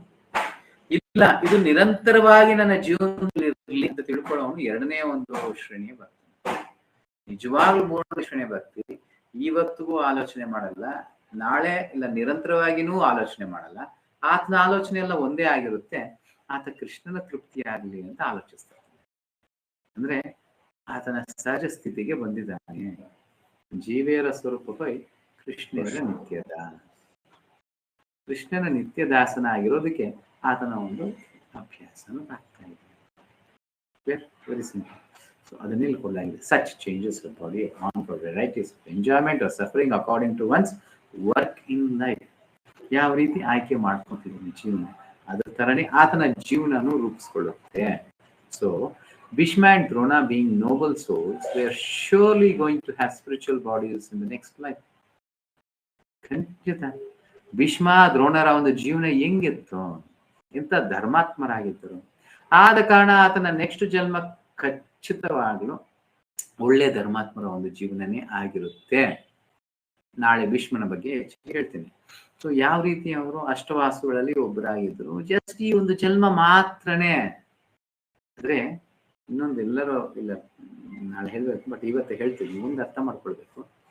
14 ಲೋಕಗಳೇನಿದೆ, ಈ 14 ಲೋಕಗಳಲ್ಲೂ ಮುಕ್ತಿ ಪಡ್ಕೊಳ್ಳೋದು ಈ ಒಂದು ಭೂಲೋಕದಿಂದನೇ. ಎಲ್ಲ ಸ್ವರ್ಗವಾಸಿಗಳಿಗೆ ಶಾಪ ಸಿಗುತ್ತೆ ಅಂತೀವಲ್ಲ, ಖಂಡಿತ ಶಾಪವಲ್ಲ, ಅದು ವರ. ಈ ಒಂದು ಭೂಲೋಕಕ್ಕೆ ಬರೋದು ವರವಾಗಿ ಮಾರ್ಪಡುತ್ತೆ. ಯಾಕಂದ್ರೆ ಇಲ್ಲಿಂದ ಆತನ ಜೀವನದಲ್ಲಿ ಎಲ್ಲಿ ವಾಸವಾಗಿ ಇಲ್ಲ ದೇವತೆಯಾಗಿ ಆತ ಪರಿಪೂರ್ಣತೆ ಆಗದೆ ಇರೋದನ್ನ ಈ ಒಂದು ಮನುಷ್ಯ ಜನ್ಮದಲ್ಲಿ ಪರಿಪೂರ್ಣತೆ ಮಾಡಿಕೊಂಡು ಭಗವಂತನ ಧಾಮಕ್ಕೆ ಹೋಗುವ ಸಾಧ್ಯತೆ ಭೀಷ್ಮನ ಒಂದು ಇದರಲ್ಲೂ ಸಹ ನೋಡ್ಬೋದು. ಸೊ ನಾವಿನ್ನೂ ಅದರಲ್ಲಿ ಮೂಢರಾಗಿದ್ದು ನಮ್ಗಿನ್ನೂ ಅದ್ರ ಬಗ್ಗೆ ಹೆಚ್ಚಿನ ಒಂದು ಜ್ಞಾನ ಇಲ್ಲದೆ ಇರೋದ್ರೆ ಯಾವ ರೀತಿ ಮಾಡೋದು ಅಂತ ಗೊತ್ತಿಲ್ಲ. ಬಟ್ ಗೇಟ್ ವೇ, ಬಾಗಿಲು ಅಂತೀವಲ್ಲ, ಭಗವಂತನ ಧಾಮಕ್ಕೆ ಬಾಗಿಲು ಇರೋದು ಈ ಒಂದು ಭೂಲೋಕದಲ್ಲಿ. ಇದರಿಂದನೇ ನಾವು ಭಗವಂತನ ಧಾಮಕ್ಕೆ ಹೋಗ್ತೀವಿ. ಬೇರೆ ಯಾವುದೇ ಲೋಕದ ಹೋದ್ರೂ ಸಾಧ್ಯ ಆಗಲ್ಲ. ಆಗುತ್ತೆ, ಪರ್ಸೆಂಟೇಜ್ ತುಂಬಾ ಕಮ್ಮಿ, ಅಷ್ಟೇ. ಇಕ್ಕಿರೋ 99% ಹೋಗುವಂಥದ್ದು ಈ ಒಂದು ಭೂಲೋಕದ ಮೇಲೆ ಅವಕಾಶಗಳು ಹೆಚ್ಚು. Okay, so Bhishma and Drona being noble souls, they are surely going to have spiritual bodies in their next life, or at least a life in heavenly bodies for superior enjoyment of material existence. ಖಂಡಿತ ಅವರು ಆಧ್ಯಾತ್ಮಿಕ ಲೋಕಕ್ಕೆ ಹೋಗ್ತಾರೆ. ಇಲ್ಲ, ಅವರ ಒಂದು internal case ಹೆಂಗಿದೆ ಗೊತ್ತಿಲ್ಲ ನಮಗೆ. ಆಚೆ ಕಡೆ ಎಲ್ಲ ಚೆನ್ನಾಗಿದೆ, ಒಳಗಡೆ ಏನಾದ್ರೂ ಕೋರಿಕೆಗಳೇನೋ ಇರಬಹುದೇನೋ, ಇದ್ರೆ ಖಂಡಿತವಾಗ್ಲೂ ಅವರ ಸ್ವರ್ಗ ಸುಖಗಳನ್ನ ಅನುಭವಿಸ್ತಾರೆ. ಇಲ್ಲ ಮಹರ್ಲೋಕ, ಜನಲೋಕ, ತಪಲೋಕ ಎಲ್ಲಿದೆ ಅಂತ ಒಂದು ಇದಕ್ಕೆ ಅವರು. So in either case there was no cause of limitation. ಇವಾಗ ನೀವು ಯಾವ ದೃಷ್ಟಿ ತಗೊಂಡ್ರು ಸರಿ, ಅರ್ಥ ಆಗ್ತದೆ ಅನ್ಸುತ್ತೆ. ಆ ಹಂತ ಬೇರೆ, ಈ ಹಂತ ಬೇರೆ, ಆ ಭೌತಿಕ ಆಧ್ಯಾತ್ಮಿಕ ಹಂತ ಬೇರೆ, ಈ ಒಂದು ಭೌತಿಕ ಆಧ್ಯಾತ್ಮಿಕ ಹಂತ ಬೇರೆ ಆಗಿದೆ.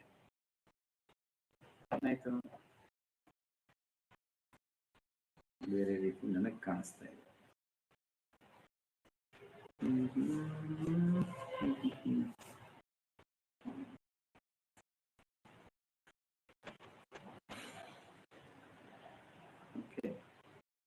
ಕಾಣಿಸ್ತಾ ಇದ್ದಾನೆ ಎಲ್ಲರಿಗೂ?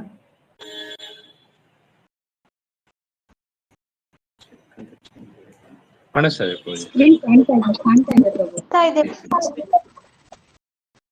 So, neither case there was no cause of lamentation. ಯಾವ ಒಂದು ದೃಷ್ಟಿಯಲ್ಲಿ ದುಃಖ ಪಡುವ ಒಂದು ಅವಶ್ಯಕತೆ ಅನ್ನೋದು ಇಲ್ಲ. ಈ ಒಂದು ಭೌತಿಕ ಆಧ್ಯಾತ್ಮಿಕ ಮೇಲೆ ಬೇರೆ, ಅಂದ್ರೆ ಅವರ ರಿಸಲ್ಟ್, ಅವರ ಜೀವನದ ಒಂದು ಪರಿಣಾಮ ಏನ್ ಆಗಬಹುದೋ ಎರಡರಲ್ಲೊಂದು, ಅದರಲ್ಲೂ ಸಂತೋಷ. ಖಂಡಿತ ಅವರು ಕೆಳಗಡೆ ಬೀಳೋದಿಲ್ಲ. ಒಂದು ಊರ್ಧ್ವ ಲೋಕಗಳಿಗೆ ಹೋಗ್ತಾರೆ, ಇಲ್ಲ ಭಗವಂತನ ಧಾಮಕ್ಕೆ ಹೋಗ್ತಾರೆ, ಎರಡರಲ್ಲೊಂದು. ಎರಡೂ ವಿಚಾರಗಳಲ್ಲಿ ಅಲ್ಲಿ ಸಂತೋಷನೇ. ಅದರ ಮೇಲ್ಪಟ್ಟಂಥದ್ದು ದೇಹದ ವಿಚಾರಕ್ಕೆ ಬಂದಾಗ ಅಲ್ಲೂ ಎರಡೂ ವಿಚಾರಗಳಲ್ಲೂ ಸಂತೋಷನೇ. ದುಃಖ ಪಡುವ ಅವಶ್ಯಕತೆ ಇಲ್ಲ. ಈ ದೇಹವನ್ನು ಅಂತ್ಯ ಮಾಡಿದಾಗ ಅವನು ಹೊಸ ದೇಹ ಸಿಗುತ್ತೆ, ಆದ ಕಾರಣ ದುಃಖ ಪಡುವ ಅವಶ್ಯಕತೆ ಇಲ್ಲ. ಇಲ್ಲ ಆತ್ಮಕ್ಕೆ ಏನೋ ತೊಂದರೆ ಆಗುತ್ತೆ ಅಂದ್ರೆ ಆತ್ಮಕ್ಕೆ ಸಾವು ಅನ್ನೋದೇ ಇಲ್ಲ, ಇನ್ ಎಲ್ಲಿಂದ ದುಃಖ ಪಡೋದು? ಸೊ ಯಾವ ರೀತಿ ಹೇಳೋಣ, ತಾತ್ಕಾಲಿಕವಾದದ್ದು, ನಿರಂತರವಾದದ್ದು, ಭೌತಿಕ ಆಧ್ಯಾತ್ಮಿಕ ಎರಡು ಅಂಶಗಳಲ್ಲಿ ನೋಡಿದ್ರು ಯಾವುದೇ ರೀತಿಯ ಒಂದು ದುಃಖ ಪಡುವ ಅವಶ್ಯಕತೆ ಇಲ್ಲ. ಅದನ್ನ ಇಲ್ಲಿ ಶ್ರೀಲ ಪ್ರಭುಪಾದರು ಹೇಳ್ತಿದ್ದಾರೆ. Any man who has perfect knowledge of the constitution of the individual soul, the super soul and the nature, both material and spiritual, is called a dhira. So dhira ಅಂದ್ರೆ ಯಾರು ಅನ್ನೋದನ್ನ ಇಲ್ಲಿ ಕೊಡಲಾಗಿದೆ. ಉಪದೇಶಾಮೃತದಲ್ಲಿ ಧೀರ ಅಂತ ರೂಪ ಗೋಸ್ವಾಮಿ ಒಂದು ವಿವರಣೆ. ಅಲ್ಲಿ ಯಾರನ್ನ ಧೀರ ಅಂತಾರೆ? ಯಾರಾದ್ರೂ ಹೇಳ್ತಾರೆ? ಉಪದೇಶಾಮೃತದಲ್ಲಿ ಯಾರನ್ನ ಧೀರ ಅಂತ ರೂಪ ಗೋಸ್ವಾಮಿ ಹೇಳ್ತಾರೆ? ಉದಾಹರಣೆಗೆ ಶಿವನ್ನ ಕೊಡ್ತಾರೆ. ಓಕೆ, ಬಟ್ ಉಪದೇಶಾಮೃತದಲ್ಲಿ ಒಂದು ಶ್ಲೋಕ ಇದೆ, ಮೊದಲನೇ ಶ್ಲೋಕನೇ. ವಾಚೋ ವೇಗ ಮನಸ ಕ್ರೋಧ ವೇಗ ಜಿಹ್ವಾ ವೇಗ ಉದರೋಪಸ್ಥ ಏನದು? ಸೊ ಯಾರು ತಮ್ಮ ವೇಗಗಳನ್ನ, ವೇಗ ಅಂದ್ರೆ ಏನಂತೀವಿ, ನಮ್ಮ ಒತ್ತಡಗಳನ್ನ ನಿಯಂತ್ರಿಸುವ, ಒತ್ತಡದಿಂದ ನಿಯಂತ್ರಿಸುವಂತಹ ವ್ಯಕ್ತಿ ಧೀರ. ಸೊ ಮಾತಾಡಬೇಕು ಅನಿಸ್ತಾ ಇದೆ ಆದ್ರೂ ಮೌನವಾಗಿದ್ದಾನೆ. ಸೊ ತಿನ್ನಬೇಕು ಅನಿಸ್ತಾ ಇದೆ ಆದ್ರೂ ಅದನ್ನ ನಿಯಂತ್ರಿಸ್ತಾ ಇದ್ದಾನೆ, ಕೋಪವನ್ನ ನಿಯಂತ್ರಿಸ್ತಾ ಇದ್ದಾನೆ. ಈ ರೀತಿ ಮನಸ್ಸನ್ನ ನಿಯಂತ್ರಿಸ. ವಾಚೋ ವೇಗಂ ಮನಸ ಕ್ರೋಧ ವೇಗಂ ಜಿಹ್ವಾ ವೇಗಂ ಉದರೋಪಸ್ಥ ವೇಗಂ, ಹೊಟ್ಟೆಯ ವೇಗ, ಜನನಾಂಗದ ವೇಗ, ಎಲ್ಲಾ ವೇಗಗಳನ್ನ ನಿಯಂತ್ರಿಸುವವನು. ಆದ್ರೆ ಇಲ್ಲಿ ಧೀರ ಏನ್ ಹೇಳ್ತಾರೆ? ಯಾರು ಜ್ಞಾನವಂತ, ಆತ್ಮ ಪರಮಾತ್ಮ ಮತ್ತೆ ಇಬ್ಬರ ಸ್ವಭಾವ, ನೇಚರ್, ಅವರ ಸ್ವಭಾವಗಳನ್ನ ತಿಳಿದಿರೋವನು ಆತ ಈ ಒಂದು ಧೀರನಾಗ್ತಾನೆ. ಭೌತಿಕ ಮತ್ತೆ ಆಧ್ಯಾತ್ಮದ ಒಂದು ಸ್ವಭಾವಗಳು ಮತ್ತೆ ಆತ್ಮ ಪರಮಾತ್ಮನ ಒಂದು ಸಂಬಂಧದ ಬಗ್ಗೆ ತಿಳ್ಕೊಂಡಿರೋ ವ್ಯಕ್ತಿ ಧೀರನಾಗ್ತಾನೆ. ಅವರೇ most sober man. Sober man ಅಂದ್ರೆ ಅತಿ ಬುದ್ಧಿವಂತನಾದಂತಹ ಒಂದು ವ್ಯಕ್ತಿ. ಬುದ್ಧಿವಂತನು ಅಂದಿದ ತಕ್ಷಣ ಏನೋ ನಾನು ಚೆನ್ನಾಗಿ ಓದ್ತೀನಿ, ಚೆನ್ನಾಗಿ ಮಾಡ್ತೀನಿ. ಜೀವನವನ್ನ ಚೆನ್ನಾಗಿ ರೂಪಿಸಿಕೊಳ್ಳುವಂತಹ ವ್ಯಕ್ತಿ. ಇವಾಗ ಉದಾಹರಣೆಗೆ ಇಲ್ಲಿ ತುಂಬಾ ಜನರು ಎಲ್ಲ ಕೇಳಿಸ್ಕೊಂತಿದ್ದೀವಿ, ಎಲ್ಲರೂ ಬುದ್ಧಿವಂತರ? ಖಂಡಿತ ಇಲ್ಲ. ಎಲ್ಲರೂ ದಡ್ರೆ ಇಲ್ಲಿ ಕುಂತಿರೋರು. ಬುದ್ಧಿವಂತನ ಯಾರು? ಇದನ್ನೆಲ್ಲ ಜೀವನದಲ್ಲಿ ತೊಡಗಿಸ್ತಾನೆ ನೋಡಿ, ಅಂತ ಒಂದು ಜೀವನವನ್ನ ರೂಪಿಸ್ತಾನೆ ನೋಡಿ, ಆತ ಬುದ್ಧಿವಂತನು. ಅರ್ಥ ಆಗ್ತದೆ? Such a man is never deluded by the change of bodies. ಅಂತ ವ್ಯಕ್ತಿ ಖಂಡಿತವಾಗ್ಲೂ ಈ ಒಂದು ದೇಹದ ಬದಲಾವಣೆಗಳಿಂದ ಯಾವುದೇ ರೀತಿಯ ಒಂದು ದುಃಖವನ್ನು ಪಡುವುದಿಲ್ಲ. ಆವಾಗ ತನ್ನ ಕರ್ತವ್ಯದಲ್ಲಿ ಆದ ಕರ್ತವ್ಯಹೀನಾಗೋದಿಲ್ಲ. ಆ ಕರ್ತವ್ಯನ ಪರಿಪೂರ್ಣತೆ ಮಾಡ್ತಾನೆ. ಏನಕ್ಕೆ ಬಂದಿದ್ದೀನಿ ಚೆನ್ನಾಗಿ ಗೊತ್ತು. ಕೃಷ್ಣನು ಒಂದು ವ್ಯಕ್ತಿನ ಕ್ಷತ್ರಿಯನಾಗಿ ಏನಕ್ಕೆ ಮಾಡಿದ್ದಾನೆ, ಒಂದು ಹೆಣ್ಣಾಗಿ ಏನಕ್ಕೆ ಹುಟ್ಟಿದ್ದೀನಿ. ಕೆಲವು ನೋಡ್ಬೇಕು, ಹೆಣ್ಣು ಅಂದ್ರೆ ನಾನು ಗಂಡ ಆಗಿರ್ಬೇಕು, ಗಂಡ ಇಲ್ಲ. ನನಗಿಂತ ಚೆನ್ನಾಗಿ ಕೃಷ್ಣನಿಗೆ ಗೊತ್ತು, ಒಂದು ಹೆಣ್ಣಾಗಿ ನನ್ನ ಹುಟ್ಟಿಸಿದ್ರೆ ಅದಕ್ಕೇನೋ ಮೂಲ ಕಾರಣವಿದೆ. ಅದನ್ನು ಸ್ವೀಕರಿಸ್ಕೊಂಡು ಆ ಒಂದು ವೃತ್ತಿ ಇಲ್ಲ, ಆ ಒಂದು ಹುದ್ದೆ ಏನಿದೆ ಅದನ್ನ ಪರಿಪೂರ್ಣ ಮಾಡುವಂಥದ್ದು ನಮ್ಮ ಒಂದು ಕರ್ತವ್ಯ. Yes. The Mayavadi theory of oneness of the spirit soul cannot be entertained. So ಮಾಯವಾದಿಗಳ ಒಂದು ತತ್ವ ಏನದು? ಅದ್ವೈತ ತತ್ವ, ಎಲ್ಲಾ ಒಂದೇ ಅನ್ನೋದು ಖಂಡಿತ ಇಲ್ಲಿ ಅದನ್ನ ಅನುಮೋದಿಸಲು ಸಾಧ್ಯವಿಲ್ಲ. On the ground that the spirit soul cannot be cut into pieces as a fragmental portion.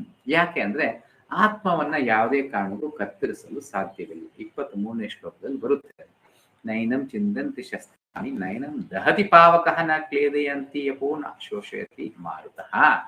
So ಯಾವುದೇ ಭೌತಿಕ ವಸ್ತುಗಳಿಂದ, ಯಾವುದೇ ಒಂದು ಇದರಿಂದ ಆತ್ಮವನ್ನ ನಶಿಸಲು ಸಾಧ್ಯವಿಲ್ಲ. ಅದೇ ರೀತಿ ಆಯುಧಗಳಿಂದ ಆ ಒಂದು ಆತ್ಮವನ್ನು ಕತ್ತರಿಸಲು ಸಾಧ್ಯವಿಲ್ಲ. ಕತ್ತರಿಸಲು ಸಾಧ್ಯವಿಲ್ಲ ಅಂದ ತಕ್ಷಣ ಅರ್ಥ ಮಾಡ್ಕೊಳ್ಬೇಕು, ಜೋಡಣೆ ಅನ್ನೋದು ಸಹ ಸಾಧ್ಯವಿಲ್ಲ. ಅದನ್ನ ಕತ್ತರಿಸುವ, ಎರಡು ಭಾಗ ಮಾಡುವ ಒಂದು ಗುಣ ಅದರಲ್ಲಿ ಇಲ್ಲ ಅಂದಿದ ತಕ್ಷಣ ಅವಾಗ ಎರಡಾಗಿರೋದನ್ನ ಒಂದು ಮಾಡುವ ಒಂದು ಗುಣನೂ ಅದರಲ್ಲಿ ಇರುವುದಿಲ್ಲ. Such cutting into different individual souls would make the supreme cleavable or changeable against the principle of the supreme souls being unchangeable. ಇವಾಗ ಆ ಒಂದು ಮಾತು ಬಂದಾಗ, ಇವಾಗ ಭಗವದ್ಗೀತೆಯಲ್ಲಿ ಹೇಳುವ ಕೃಷ್ಣನ ಮಾತು ಸುಳ್ಳಾಗ್ಬಿಡುತ್ತೆ. ಕೃಷ್ಣನ್ ಹೇಳ್ತಿದ್ದಾನೆ ಯಾವುದೇ ರೀತಿಯ ಬದಲಾವಣೆಗಳು ಇಲ್ಲದೆ ಇರುವಂತದ್ದು, ನಶಿಸಿ ಹೋಗದೆ ಇರುವಂತದ್ದು. ಆಲ್ಮೋಸ್ಟ್ ಒಂದು 12 ಶ್ಲೋಕಗಳಲ್ಲಿ ಈ ಒಂದು ಆತ್ಮದ ಒಂದು ವಿವರಣೆ ಕೊಟ್ಕೊಂಡು ಹೋಗ್ತಾನೆ ಕೃಷ್ಣನ್.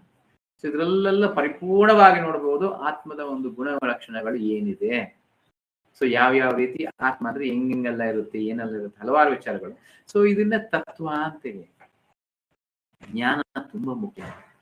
ಭಕ್ತಿ ಅನ್ನೋದು ಜಸ್ಟ್ ಮೂಢನಂಬಿಕೆ ಅಲ್ಲ, ಇಲ್ಲ ಜಸ್ಟ್ ಒಂದು ಭಾವನೆಗಳಿಂದ ಎಮೋಷನ್ ಆಗಿ ಏನೋ ತಗೊಂಡ್ಬಿಟ್ಟೆ, ಚೆನ್ನಾಗಿದೆ ಮಾಡಿದೆ ಅಷ್ಟೇ, ನಾಳೆ ದಿವಸಕ್ಕೆ ಮಾಡಿಬಿಟ್ಬಿಡುವಂಥದ್ದು. ತತ್ವಜ್ಞಾನವಿಲ್ಲದೆ ನಿರಂತರವಾಗಿ ಶಾಶ್ವತವಾಗಿ ಭಕ್ತಿ ಅನ್ನೋದಿರುತ್ತೆ. ಎಸ್. ಸೊ ತತ್ವ ಅನ್ನೋದು ತುಂಬಾ ಮುಖ್ಯ.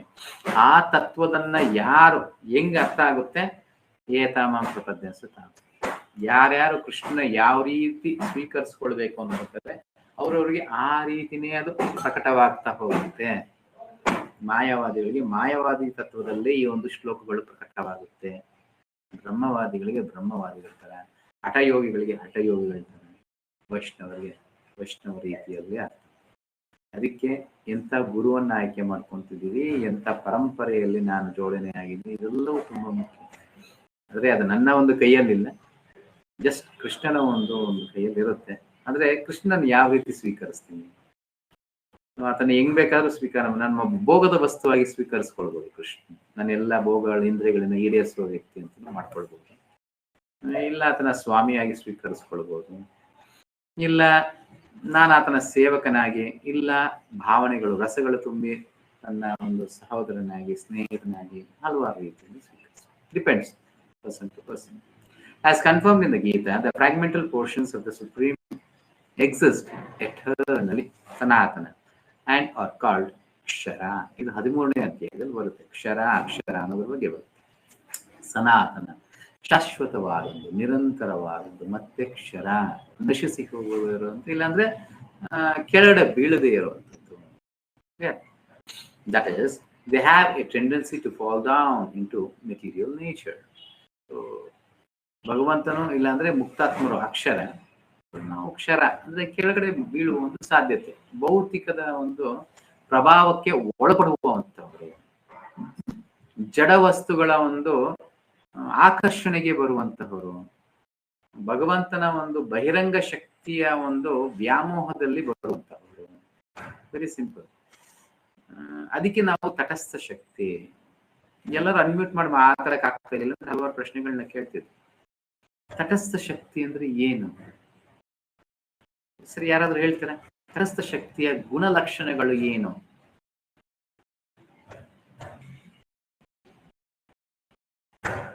ತಟಸ್ಥ ಶಕ್ತಿಯ ಗುಣಲಕ್ಷಣಗಳೇನು?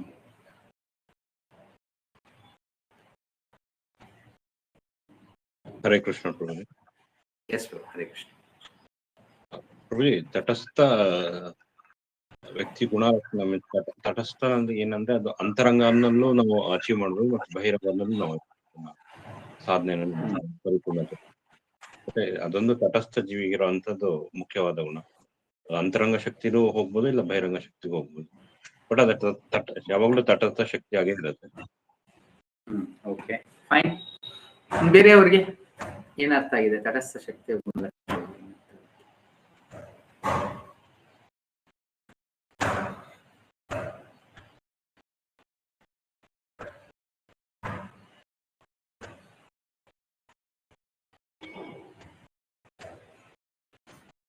ಬೇರೆ ಯಾರಿಗೂ ಗೊತ್ತಿಲ್ಲ, ಅಷ್ಟೇನೆ, ಒಂದೇ ಪಾಯಿಂಟ್. ಸೊ ತಟಸ್ಥ ಶಕ್ತಿಯ ಒಂದು ಪರಿಪೂರ್ಣವಾದ ಗುಣಲಕ್ಷಣಗಳು ಏನು? ತಟಸ್ಥ ಶಕ್ತಿಯ ಕರ್ತವ್ಯಗಳು ಏನು? ಬಹಿರಂಗ ಶಕ್ತಿಯನ್ನ ಅಂತರಂಗ ಶಕ್ತಿಗೆ ತೊಡಗಿಸುವಂಥದ್ದು ತಟಸ್ಥ ಶಕ್ತಿನ ಒಂದು ಕರ್ತವ್ಯ. Very simple. ಬಹಿರಂಗ ಶಕ್ತಿ ಭಗವಂತನಿಂದ ಬೇರ್ಪಟ್ಟಂತಹ ವಸ್ತುಗಳು, ಅದೆಲ್ಲವನ್ನು ಭಗವಂತನೊಟ್ಟಿಗೆ ಸೇವೆಯಲ್ಲಿ ತೊಡಗಿಸುವಂಥದ್ದು ತಟಸ್ಥ ಶಕ್ತಿಯ ಒಂದು ಕರ್ತವ್ಯ.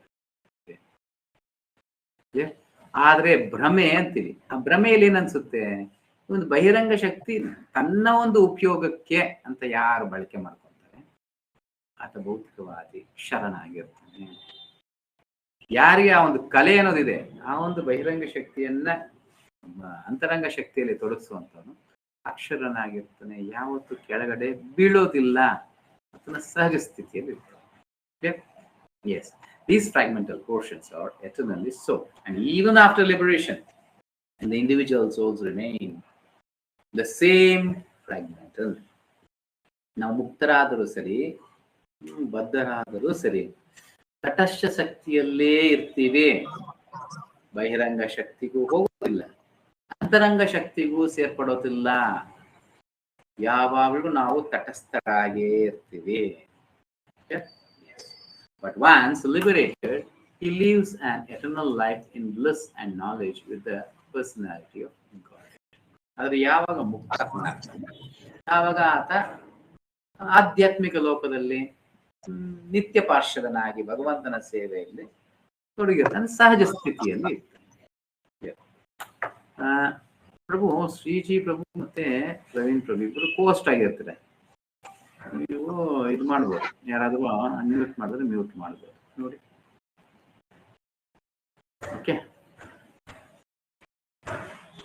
The theory of reflection can be applied to the supersoul who is present in each and every individual body.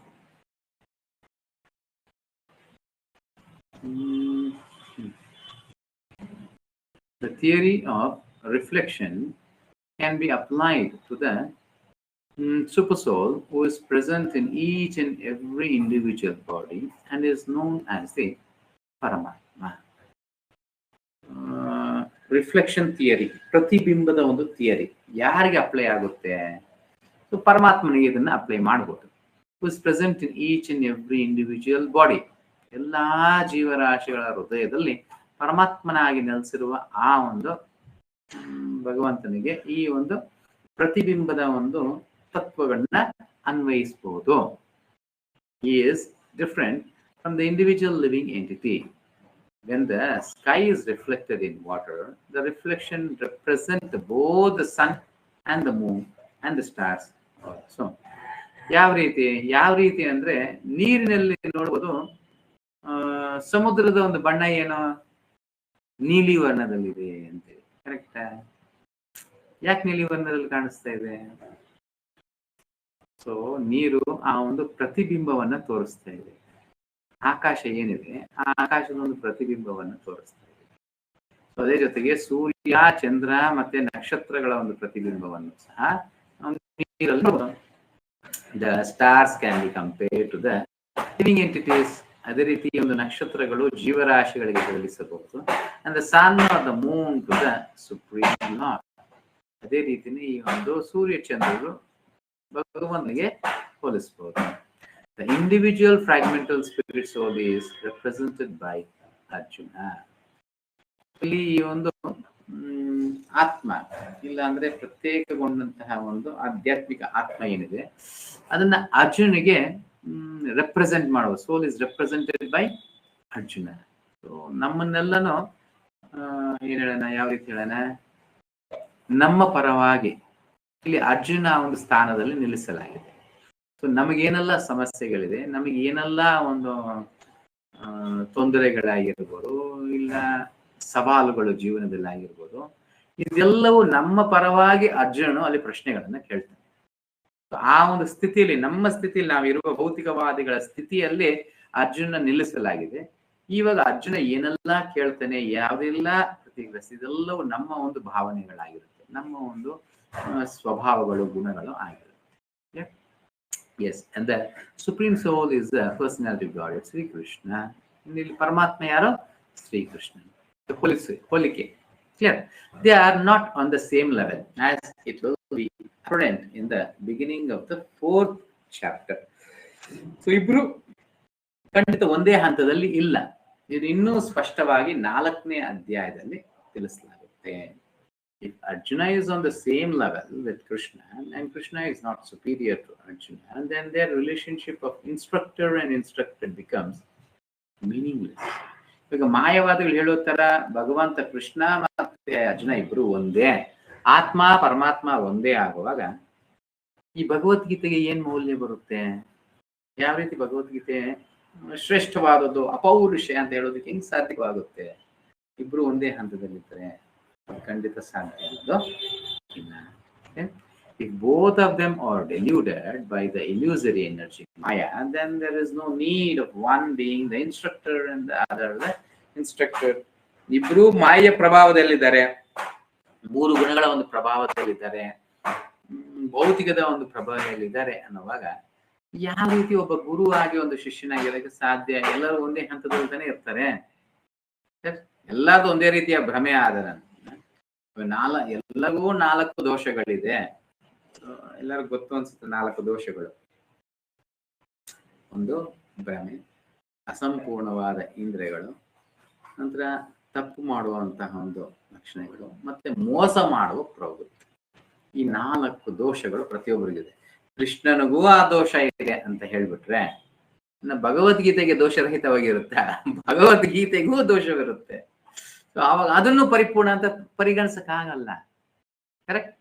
ಒಂದು ದೋಷ ಉಳ್ಳಂತಹ ವ್ಯಕ್ತಿ ಏನೋ ಹೇಳ್ತಾನೆ ಅಂದ್ರೆ ಖಂಡಿತ ಹೇಳಿದಂತ ಮಾತುಗಳಿಗೆ ಇದನ್ನು ಅದು ಅಸಂಪೂರ್ಣವಾಗಿಯೇ ಇರುತ್ತೆ, ಅದು ದೋಷಗಳಿಂದನೇ ಕೂಡಿರುತ್ತೆ, ಅದು ದೋಷರಹಿತವಾಗಿ ಇರೋದಿಲ್ವಲ್ಲ.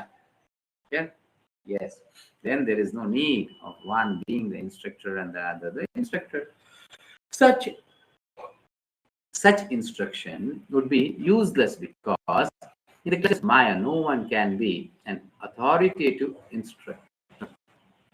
ಒಂದು ಮಾಯೆಯ ಪ್ರಭಾವ ಬಂದಂತ ವ್ಯಕ್ತಿ ಯಾವುದೇ ಕಾರಣಕ್ಕೂ ಆತ ಯೋಗ್ಯನಾದ ಒಂದು ಬೋಧನೆಗಾರನಾಗಿ ಇಲ್ಲ ಅಂದ್ರೆ ಮಾರ್ಗದರ್ಶಕನಾಗಿ ಇರೋದಕ್ಕೆ ಸಾಧ್ಯವಿಲ್ಲ.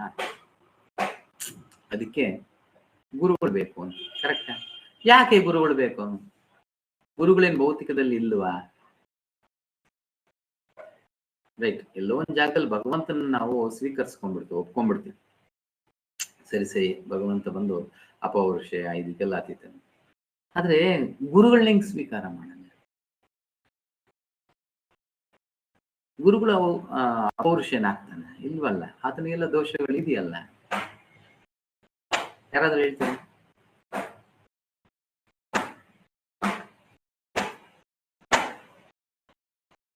ಹರೇ ಕೃಷ್ಣ. Yes, ಗುರು ಉನ್ನತವಾದ ಸತ್ಯನ ಕಂಡಿರ್ತಾರೆ, ಗುರು ಸತ್ಯನ ಕಂಡಿರ್ತಾರೆ, ಬಟ್ ಅವ್ರ ಗುರುಗಳಿಗೆ ಶರಣಾಗತಿ ಆಗಿರ್ತಾರೆ, ಪರಂಪರೆಗೆ ಜಾಯಿನ್ ಆಗಿರ್ತಾರೆ. ಅದರಿಂದ ನಮ್ಮ ಗುರುಗಳನ್ನ ಮಾತನ್ನ ಕೇಳ್ಬೇಕು. ಓಕೆ, ಬೇರೆಯವರು?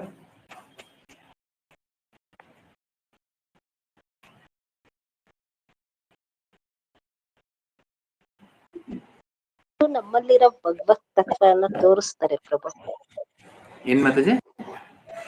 ಗುರು ನಮ್ಮಲ್ಲಿರೋ ಭಗವತ್ ತತ್ವನ ತೋರಿಸ್ತಾರೆ. ನಮ್ಮಲ್ಲಿರೋ ತತ್ವವನ್ನ ಸಂಬಂಧನ ರೂಢಿಸ್ತಾರೆ. ಕೊಂಡಿ ಬೇರೆಯವರು? ಹರೇ ಕೃಷ್ಣ ಪ್ರಭು. ಗುರು ಭಗವಂತನ ಪ್ರತಿನಿಧಿ ಆಗಿರ್ತಾರೆ. ಆಮೇಲೆ ಅವ್ರು ಏನೇ ಹೇಳಿದ್ರು ಆಸ್ ಇಟ್ ಈಸ್ ಅಂದ್ರೆ ತಮ್ಮ ಇದು ಹೇಳಿರಲ್ಲ, ಪರಂಪರೆಯಾಗಿ ಯಾವ ರೀತಿ ಬಂದಿರುತ್ತೆ ಅದನ್ನ ಹೇಳ್ತಾರೆ. ಸೊ ಗುರುವಾದವರು ಭಗವಂತನ ಪ್ರತಿನಿಧಿಸ್ತಾ ಇದ್ದಾರೆ. ಭಗವಂತನ ಪ್ರತಿನಿಧಿಸ್ತಾ ಇದ್ದಾರೆ ಅಂದ್ರೆ ಯಾವಾಗ ಆತ ಪ್ರತಿನಿಧಿ ಆಗ್ತಾನೆ? ಕರೆಕ್ಟ್. ಪ್ರತಿನಿಧಿ ಯಾವಾಗ ಆಗ್ತದೆ? ಇವಾಗ ಇಲ್ಲಿರೋರು ಎಲ್ಲರೂ ಗುರುಗಳೇ, ನಾನು ಅದನ್ನ ಹೇಳಿದ್ದೀನಿ, ಎಲ್ಲರೂ ಗುರುಗಳೇ. ಬಟ್ ಆತ ಪ್ರತಿನಿಧಿಸೋದು ಏನಾಗ್ತಾರ? ಹೆಂಗಾತ ಗುರು ಆಗ್ತಾನೆ? Completely surrender.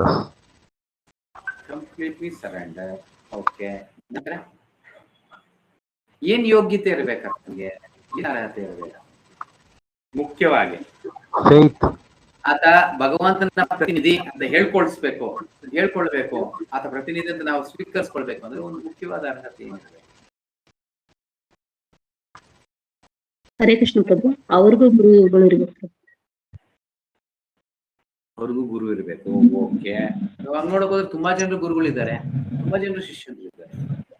ನಮ್ ಗುರು ಮಹಾರಾಜರಿಗೆ 50,000 ಜನ ಶಿಷ್ಯಂದ್ರಿದ್ದಾರೆ. ಇವಾಗ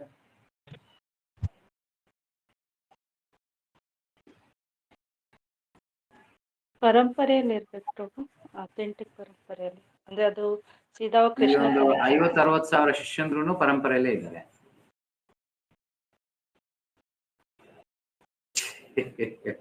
ಪ್ರಾರಂಭದಲ್ಲಿ ಇಷ್ಟು ಮಾತ್ರನೇ ಪ್ರಭು ಕೇಳಿಸ್ಕೊಂಡಿದ್ದು, ಅದ್ರ ಮೇಲೆ ಇನ್ನೇನು ಗೊತ್ತಿಲ್ಲ ಇವಾಗ ಅಂತೀರಾ?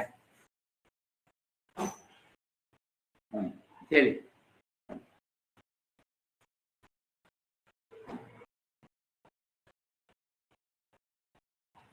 ಏನು?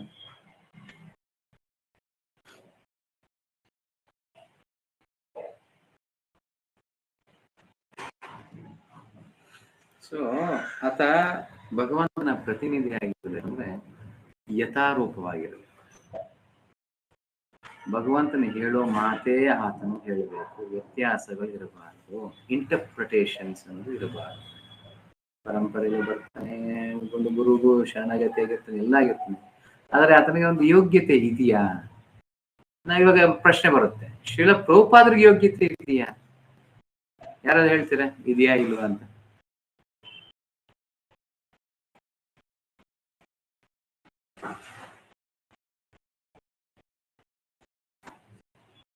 ಹರೇ ಕೃಷ್ಣ ಪ್ರಭುಜಿ, ನಾವು ಅವ್ರ ಬಗ್ಗೆ ಹೇಳೋಷ್ಟು ನಾವು ದೊಡ್ಡವರಲ್ಲ, ಅದು ಅಪರಾಧ ಆಗ್ಬಿಡತ್ತೆ ಅನ್ಕೊಳ್ತೀನಿ ನಾನು. ಇಲ್ಲ, ಅಪರಾಧ ಒಬ್ಬರನ್ನ ನಾನು ಜಡ್ಜ್ ಮಾಡ್ತಿದ್ದೀನಿ ಅಪರಾಧ. ಒಬ್ಬರ ಬಗ್ಗೆ ಹೆಚ್ಚಿಗೆ ತಿಳ್ಕೊಂತೀನಿ ಅನ್ನೋದ್ರಲ್ಲಿ ಅದರಲ್ಲಿ ಏನು ಅಪರಾಧ ಆಗಲ್ಲ, ವೈಭವೀಕರಣವಾಗುತ್ತೆ. ಶಕ್ತ್ಯಾವೇಶ ಅವತಾರ ಆಗಿರೋದ್ರಿಂದ ಅವ್ರ ಬಗ್ಗೆ ನಾವು ಪ್ರಶ್ನೆ ಮಾಡೋಣ. ಅವರು ಭಗವಂತನ ಮೇಲೆ, ಗುರುಗಳ ಮೇಲೆ ನಂಬಿಕೆ ಇರುತ್ತೆ. ಓಕೆ, ನಂತರ ಎಲ್ಲೋ ನೀವು ಕನೆಕ್ಟ್ ಮಾಡ್ತಿಲ್ಲ ಅನ್ಸುತ್ತೆ. ಯಥಾರೂಪವಾಗಿರುವಂತ ಮಾತ್ರನೇ ಯೋಗ್ಯತೆ ಇರುತ್ತೆ ಅಂತ ಹೇಳಿ. ಅದು ಯಥಾರೂಪವಾಗಿ ಅವರು ಪ್ರತಿಯೊಂದು ವಿಷಯ ಕೊಟ್ಟಿರೋ ತಮ್ಮ ಗುರುಗಳಿಂದ ಏನ್ ತಿಳ್ಕೊಂಡು ಯಥಾರೂಪವಾಗಿ ಪರಂಪರೆಯಲ್ಲಿ ಬಂದಿರುವಂತ ಜ್ಞಾನ ನಮ್ಗೆಲ್ಲ ಹಂಚ್ತಾ ಇದೆ. ಜಸ್ಟ್ ಈ ಒಂದು ಭಗವದ್ಗೀತೆ ತಗೊಂಡ್ರು ಅಷ್ಟೇ, ಬಲದೇ ವಿದ್ಯಾಭೂಷಣ್ ವಿಶ್ವನಾಥ್ ಚಕ್ರವರ್ತಿ ಠಾಕೂರ್ ಇಬ್ಬರು ಕಾಮೆಂಟ್ ತಗೊಂಡು ಅದನ್ನ ತಗೊಂಡು ಇಲ್ಲಿ ಕೊಡ್ತಿದ್ದಾರೆ ಅಷ್ಟೇ. ಕರೆಕ್ಟ್. ಅಲ್ಲಿ ಇಂಟರ್ಪ್ರಿಟೇಷನ್ ಮಾಡ್ತಿಲ್ಲ, ತನ್ನದು ಅಂತ ಯಾವುದು ಸೇರಿಸ್ತಾ ಇಲ್ಲ, ತನ್ನ ಒಂದು ಭೌತಿಕದ ಆಲೋಚನೆಗಳಿಂದ ಯಾವುದು ಹೇಳ್ತಾ ಇಲ್ಲ. ಸೊ ಆವಾಗ ಪ್ರತಿನಿಧಿಸ್ತಾ ಇದ್ದಾರೆ, ಯಥಾರೂಪವಾಗಿದ್ದಾರೆ ಅಂದ್ರೆ ಆವಾಗ ಪ್ರತಿನಿಧಿಸ್ತಾ ಇದ್ದಾರೆ. ಕೃಷ್ಣನು ಅವ್ರ ಮುಖಾಂತರ ಮಾತಾಡ್ತಾರೆ. ಅದಕ್ಕೆ ಹಲವಾರು ಬಾರಿ ಪ್ರಭುಪಾದ ಹೇಳ್ತಾರೆ, ನನ್ನ ಪುಸ್ತಕಗಳಿಗೂ ಭಗವಂತನ ಸಂದೇಶಕ್ಕೂ ಯಾವುದೇ ವ್ಯತ್ಯಾಸ ಅನ್ನೋದು ಇಲ್ಲ. ಸಾಕ್ಷಾತ್ ಕೃಷ್ಣನೇ ಬರೆದಿರುವಂತ ಪುಸ್ತಕಗಳು. ಕೃಷ್ಣ ನೇರವಾದ ಸಂದೇಶ ಗುರುಗಳ ಮುಖಾಂತರ ಬರುತ್ತೆ. ಅವನಿಗೂ ಅಡ್ಡವಾಗಿ ನಿಂತಿರೋದಿಲ್ಲ, ಬದಲಿಗೆ ಯಾವ ರೀತಿ ಇರ್ತಾನೆ, ಮಾರ್ಗದರ್ಶಕನಾಗಿರ್ತಾನೆ. ಪೂಜಾರಿ ಏನ್ ಮಾಡ್ತಾನೆ, ನಾವು ತೆಂಗಿನಕಾಯಿ ಎತ್ಕೊಂಡು ಕೊಟ್ಟಾಗ ಏನ್ ಮಾಡ್ತಾನೆ ಹೇಳಿ? ಪೂಜೆಗೆ ತೆಂಗಿನಕಾಯಿ ಕೊಡ್ತೀವಲ್ಲ, ತೆಂಗಿನಕಾಯಿ ಬಾಳೆಹಣ್ಣೆಲ್ಲ ಕೊಡ್ತೀವಿ, ಏನ್ ಮಾಡ್ತಾರೆ ಹೇಳಿ ಪೂಜೆ? ಭಗವಂತಗೆ ನೈವೇದ್ಯ ಮಾಡಿ ಕೊಡ್ತಾರೆ. ಆಮೇಲೆ ಎಲ್ಲಿಂದ ಟಾಪಿಕ್ ಎಲ್ಲೆಲ್ಲಿ ಬರುತ್ತೆ? ಪ್ರಸಾದ ಕೊಡ್ತಾರೆ ಪ್ರಭು, ಏನ್ ಮಾತಾಜೆ? ತೀರ್ಥ ಪ್ರಸಾದ ಎಲ್ಲ ಕೊಡ್ತಾರೆ ಪ್ರಭು. ಕೊಡ್ತಾರೆ. ಆಮೇಲೆ ಒಂದ್ ತೆಂಗಿನಕಾಯಿ ಎತ್ಕೊಂಡೋಗಿ ಕೊಡಿ, ಏನ್ ಮಾಡ್ತಾರೆ ಗೊತ್ತಾ? ಆ ತೆಂಗಿನಕಾಯಿ ಅರ್ಧ ಹೊಡ್ತಾರೆ, ಹೊಡೆದ್ಬಿಟ್ಟು ಅರ್ಧ ಇಟ್ಕೊಂತಾರೆ, ಅರ್ಧ ನಮಗ್ ಕೊಡ್ತಾರೆ. ಅವ್ರು ಇಟ್ಕೊಂತಾರೆ, ನಮಗ್ ಕೊಡ್ತಾರೆ. ಯಥಾರೂಪವಲ್ಲ, ಪರಿಪೂರ್ಣವಾಗಿ ಭಗವಂತನ ಪ್ರಸಾದ ಹಂಗೆ. ಜಸ್ಟ್ ಒಂದು ಉದಾಹರಣೆಗೆ ಹೇಳ್ತಿದ್ದೀನಿ. ಅವಾಗ ಅವರೆಲ್ಲ ಕೊಡೋರೆಲ್ಲ ಸರಿ ಇಲ್ಲ, ಮಾಡೋರು ಸರಿ ಅನ್ನೋದು ಆ ರೀತಿನಿಲ್ಲ. ಜಸ್ಟ್ ಒಂದು ಉದಾಹರಣೆ ಹೇಳ್ತೀನಿ. ಸೊ ಎಲ್ಲೂ ಅಡ್ಡಂಕಗಳಾಗಿಲ್ಲ. ಭಗವಂತ ಕೊಡುವಂತ ಅನುಗ್ರಹ ಎಲ್ಲೂ ಆತ ಅಡ್ಡವಾಗಿ ನಿಂತಿಲ್ಲ, ಬದಲಿಗೆ ಏನಿದೆ, ಪರಿಪೂರ್ಣವಾಗಿ ಆತ ಕೊಡ್ತಿದ್ದಾನೆ. ಆತನೇ ಗುರು ಆಗುವ ಒಂದು ಅರ್ಹತೆ. Then there is no need of one being the instructor and the other the instructor. Such instruction would be useless because in the clutches of Maya, no one can be an authoritative instructor. Under the circumstances, it is admitted that Lord Krishna is the Supreme Lord, superior in position to the living entities. Arjuna, who is a forgetful soul, by so 4ನೇ ಅಧ್ಯಾಯದಲ್ಲಿ ಇನ್ನು ಹೆಚ್ಚಿಗೆ ಇದ್ರ ಬಗ್ಗೆ ನೋಡ್ತೀವಿ. So ಏನು ವ್ಯತ್ಯಾಸ ಜೀವಿಗೂ ಪರಮಾತ್ಮನಿಗೂ? ಏನು ವ್ಯತ್ಯಾಸ? ಪರಮಾತ್ಮನು ಮರುವು ಇಲ್ಲದೆ ಇರೋ ವ್ಯಕ್ತಿ, ಆತನಿಗೆ ಮರುವು ಅನ್ನೋದು ಇರೋದಿಲ್ಲ. ಆದ್ರೆ ಜೀವಿಗೆ ಮರುವು ಅನ್ನೋದು ಇರುತ್ತೆ. ಯಾಕೆಂದ್ರೆ ಆತ ದೇಹದ ಬದಲಾವಣೆಗಳನ್ನ ಮಾಡ್ತಿದ್ದಾನೆ. ಆದರೆ ಭಗವಂತನು ದೇಹದ ಬದಲಾವಣೆ ಮಾಡೋದಿಲ್ಲ. ಆತನಿಗೆ ಪ್ರತ್ಯೇಕವಾಗಿ ದೇಹ ಅನ್ನೋದು ಇಲ್ಲ. ಆತ್ಮ ದೇಹ ಎರಡೂ ಅಚಿಂತ್ಯವಾಗಿ ಇರುತ್ತೆ. ಆದ ಕಾರಣ ಓಕೆ, ಸರೆಂಡರ್ ಅಂಟು ಮೀ ಇದರಲ್ಲಿ ಏನಿದೆ? In response to Arjuna's balking at killing Bhishma and Drona, Krishna has assured Arjuna that Bhishma and Drona are both souls and cannot die. Death is simply a change of body. Every embodied soul must endure it. Bhishma passed through the stages of boyhood, Kaumaram, then youth, Yauvanam, and now he is an old man, Jara. He has already changed bodies many times. A wise man is not bewildered by these bodily changes. Neither does he lament for them, because such lamentation is based on illusion. ಭ್ರಮೆಯಲ್ಲಿ ಯಾರಿದ್ದಾನೆ, ಈ ಭೌತಿಕದ ಒಂದು ಭ್ರಮೆಯಲ್ಲಿ ಯಾರಿದ್ದಾರೆ ಅಂತವ್ರು ಮಾತ್ರನೇ ಈ ಒಂದು ಇದು ಗೊತ್ತಾಗುತ್ತೆ. ಆದ್ರೆ ಆಧ್ಯಾತ್ಮಿಕವಾಗಿರುವಂತ ವ್ಯಕ್ತಿಯ ದೃಷ್ಟಿ ಅನ್ನೋದು ಬೇರೆ ಇರ್ತಿದೆ. ಹಲವಾರು ಬಾರಿ ಹೇಳಿದ್ದೀನಿ, ದೃಷ್ಟಿ ಅನ್ನೋದು ಒಬ್ಬೊಬ್ಬರಿಗೆ ಒಂದೊಂದು ರೀತಿಯಲ್ಲೇ ಇರುತ್ತೆ. ಇಲ್ಲಿ ಭೀಷ್ಮ ದ್ರೋಣರನ್ನ ನೋಡಿದಾಗ ಯಾವುದೇ ರೀತಿಯ ದುಃಖ ಪಡುವ ಅವಶ್ಯಕತೆ ಇಲ್ಲ. ಆಲ್ರೆಡಿ ಭೀಷ್ಮ ಏನ್ ಮಾಡ್ತಿದ್ದಾನೆ, ದೇಹಗಳನ್ನ ಬದಲಾಯಿಸ್ತಾನೆ ಇದ್ದಾನೆ. ಇಲ್ಲಿ ನೋಡ್ಬೋದು, ಕೌಮಾರದಿಂದ ಯೌವನಕ್ಕೆ, ಯೌವನದಿಂದ ಜರಕ್ಕೆ ಆಲ್ರೆಡಿ ಆತ ದೇಹಗಳನ್ನ ಬದಲಾಯಿಸ್ತಾ ಇದ್ದಾನೆ. The history of Maharaj Yayati provides a graphic example. After growing old, Maharaj Yayati traded his old age for his son's youth. Upon his obtaining a youthful body, no one lamented that the king had relinquished his old body. Everyone was happy. Here Krishna asked Arjuna, why lament if Bhishma and Drona take on new young bodies? Do not be bewildered. ಕಥೆ ಎಲ್ಲರಿಗೂ ಗೊತ್ತು ಅನ್ಸುತ್ತೆ. ಯಯಾತಿ ತನ್ನ ಒಂದು ಮಗನಾದ ಪೂರ್ವಗೆ ಈ ಒಂದು ವಯಸ್ಸಾದ ದೇಹವನ್ನು ಕೊಟ್ಟು ಆತನ ಯೌವನದ ಒಂದು ದೇಹ ತಗೊಂತಾನೆ. ಆವಾಗ ದೇವಯಾನಿಗೂ ಅದರಿಂದ ಸಂತೋಷ ಅನ್ನೋದಾಗುತ್ತೆ, ದುಃಖ ಪಡಲ್ಲ. ನಮ್ಮ ಗಂಡ ಯಾರಿಗಾದ್ರೂ ಇವಾಗ ಯುವಕನಾಗ್ಬಿಟ್ಟಿದ್ದಾನೆ ಅಂದ್ರೆ ದುಃಖ ಆಗುತ್ತಾ, ಇದಾಗುತ್ತೆ. ಕೆಲವ್ರಿಗೊಂದು ಬೇಸರ ಆಗುತ್ತೆ. ನನಗೆ ಬೆಳಿಕೋದು ಗೊತ್ತು, ಅವ್ರಿಗೆ ಆಗೈತೆ ಯುವಕನಾಗುವಂತ ಇಲ್ಲ. ಇಲ್ಲಿ ಸಂತೋಷ ಅನ್ನೋದಾಗುತ್ತೆ, ಯಾಕಂದ್ರೆ ನೀವು ಶಕ್ತಿವಂತನಾಗ್ತಿದ್ದಾನೆ, ಇನ್ನು ಯುವನಾಗಿದ್ದಾನೆ. ಅದೇ ರೀತಿ ಇವಾಗ ಆಲ್ರೆಡಿ ಆತ ವಯಸ್ಸಾಗಿದೆ. ಯಾರಿಗೆ? ಭೀಷ್ಮನಿಗೆ ಕೌಮಾರದಿಂದ ಯೌವನದ ಜನಕ್ಕೆ ಬಂದ್ಬಿಡನೆ. ಇವಾಗ ಹೊಸ ದೇಹವನ್ನು ನಾನು ಕೊಡ್ತಿದ್ದೀನಿ, ನನ್ನ ಒಂದು ಕಾರಣ ಹೊಸ ದೇಹ ಪಡುತ್ತೆ ಅನ್ನುವಾಗ ಇನ್ನು ಸಂತೋಷ ಪಡಬೇಕು, ಯಾಕೆ ದುಃಖ ಪಡೋದು? ಆ ಒಂದು ದೃಷ್ಟಿಯಲ್ಲಿ ಕೃಷ್ಣ ಹೇಳ್ತಾರೆ bonding of rather everyone was happy.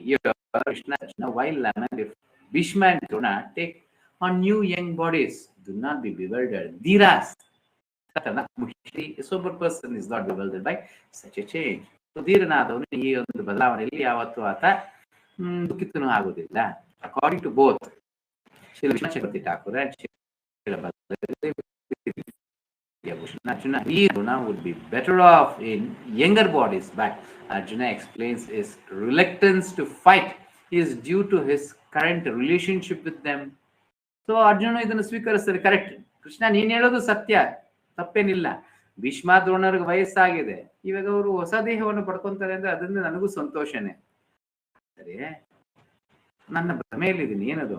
ಇವಾಗಿರುವ ಸಂಬಂಧ, ಇವಾಗ ನನಗೂ ಅವರಿಗೆ ದೇಹದ ಒಂದು ಸಂಬಂಧ ಇದೆಯಲ್ಲ, ಆ ಸಂಬಂಧ ಕಳೆದೋಗುತ್ತಲ್ಲ, ಅದರಿಂದ ನನಗೆ ಇರುತ್ತಾಗ್ತದೆ. which is based on their present bodies, and he will feel misery in their absence. Srila Vishnu Chakravarti ಹೇಳ್ತಾರೆ ಏನದು? One may say, my connection with the self, even once body becomes an object of affection, my connection with friends, siblings, and so on also become dear. So that's right, one naturally experiences unhappiness. So ನಶಿಸಿ ಹೋದಾಗ ಖಂಡಿತವಾಗ್ಲೂ ನನಗೆ ದುಃಖ ಅನ್ನೋದು ಆಗುತ್ತೆ. This object is answered by the verse beginning ದೇಹಿನಃ. So ಇದಕ್ಕೆ ಉತ್ತರವಾಗಿ ದೇಹಿನಃ ಅಂದ್ರೆ ಪ್ರಾರಂಭ ಆಗಲಾಗಿದೆ. The jiva who is the possessor of this body reaches the stage of childhood. So ಈ ಒಂದು ದೇಹವಾದಂತಹ ಜೀವಿ ಎಲ್ಲಿಂದ ಪ್ರಾರಂಭ ಮಾಡ್ತಾನೆ? ಬಾಲ್ಯಾವಸ್ಥದಿಂದ ಪ್ರಾರಂಭ ಆಗುತ್ತೆ. When that boyhood is then destroyed, he reaches youth. So ಬಾಲ್ಯಾವಸ್ಥೆ ನಶಿಸಿ ಹೋಗದೆ ಯೌವನನಾಗೋದಕ್ಕೆ ಸಾಧ್ಯವಿಲ್ಲ. ನಮಗೆ ಬೆಳಗ್ಗೆ ಇಲ್ಲ, ನಮ್ಮ ದೇಹ ಅನ್ನೋದು ಬದಲಾವಣೆ ಆಗ್ತಾ ಇದೆ. ಕರೆಕ್ಟ್? ಆ ದೇಹ ನಶಿಸಿ ಹೋದ ನಂತರ ಯೌವನ, ಯೌವನದ ದೇಹ ನಶಿಸಿ ಹೋದ ನಂತರ ಮುಪ್ಪು ಅನ್ನೋದು ಸಿಗುತ್ತದೆ. And when his youth is destroyed, he gains another body. So just as one doesn't lament when his stages of childhood and youth have been destroyed, even though they are objects of his affection, similarly one should not lament when his body is destroyed. So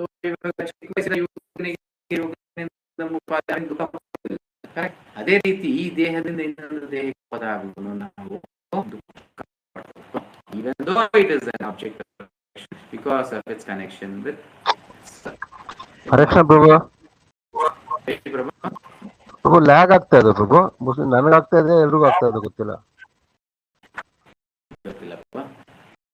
ಎಲ್ರಿಗೂ ಆಗ್ತದೆ network issue ಅಂತ.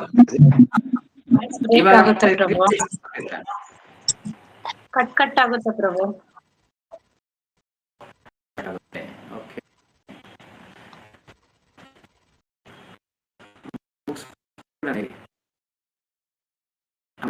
Some unhappiness when one's youth is destroyed and one reaches old age.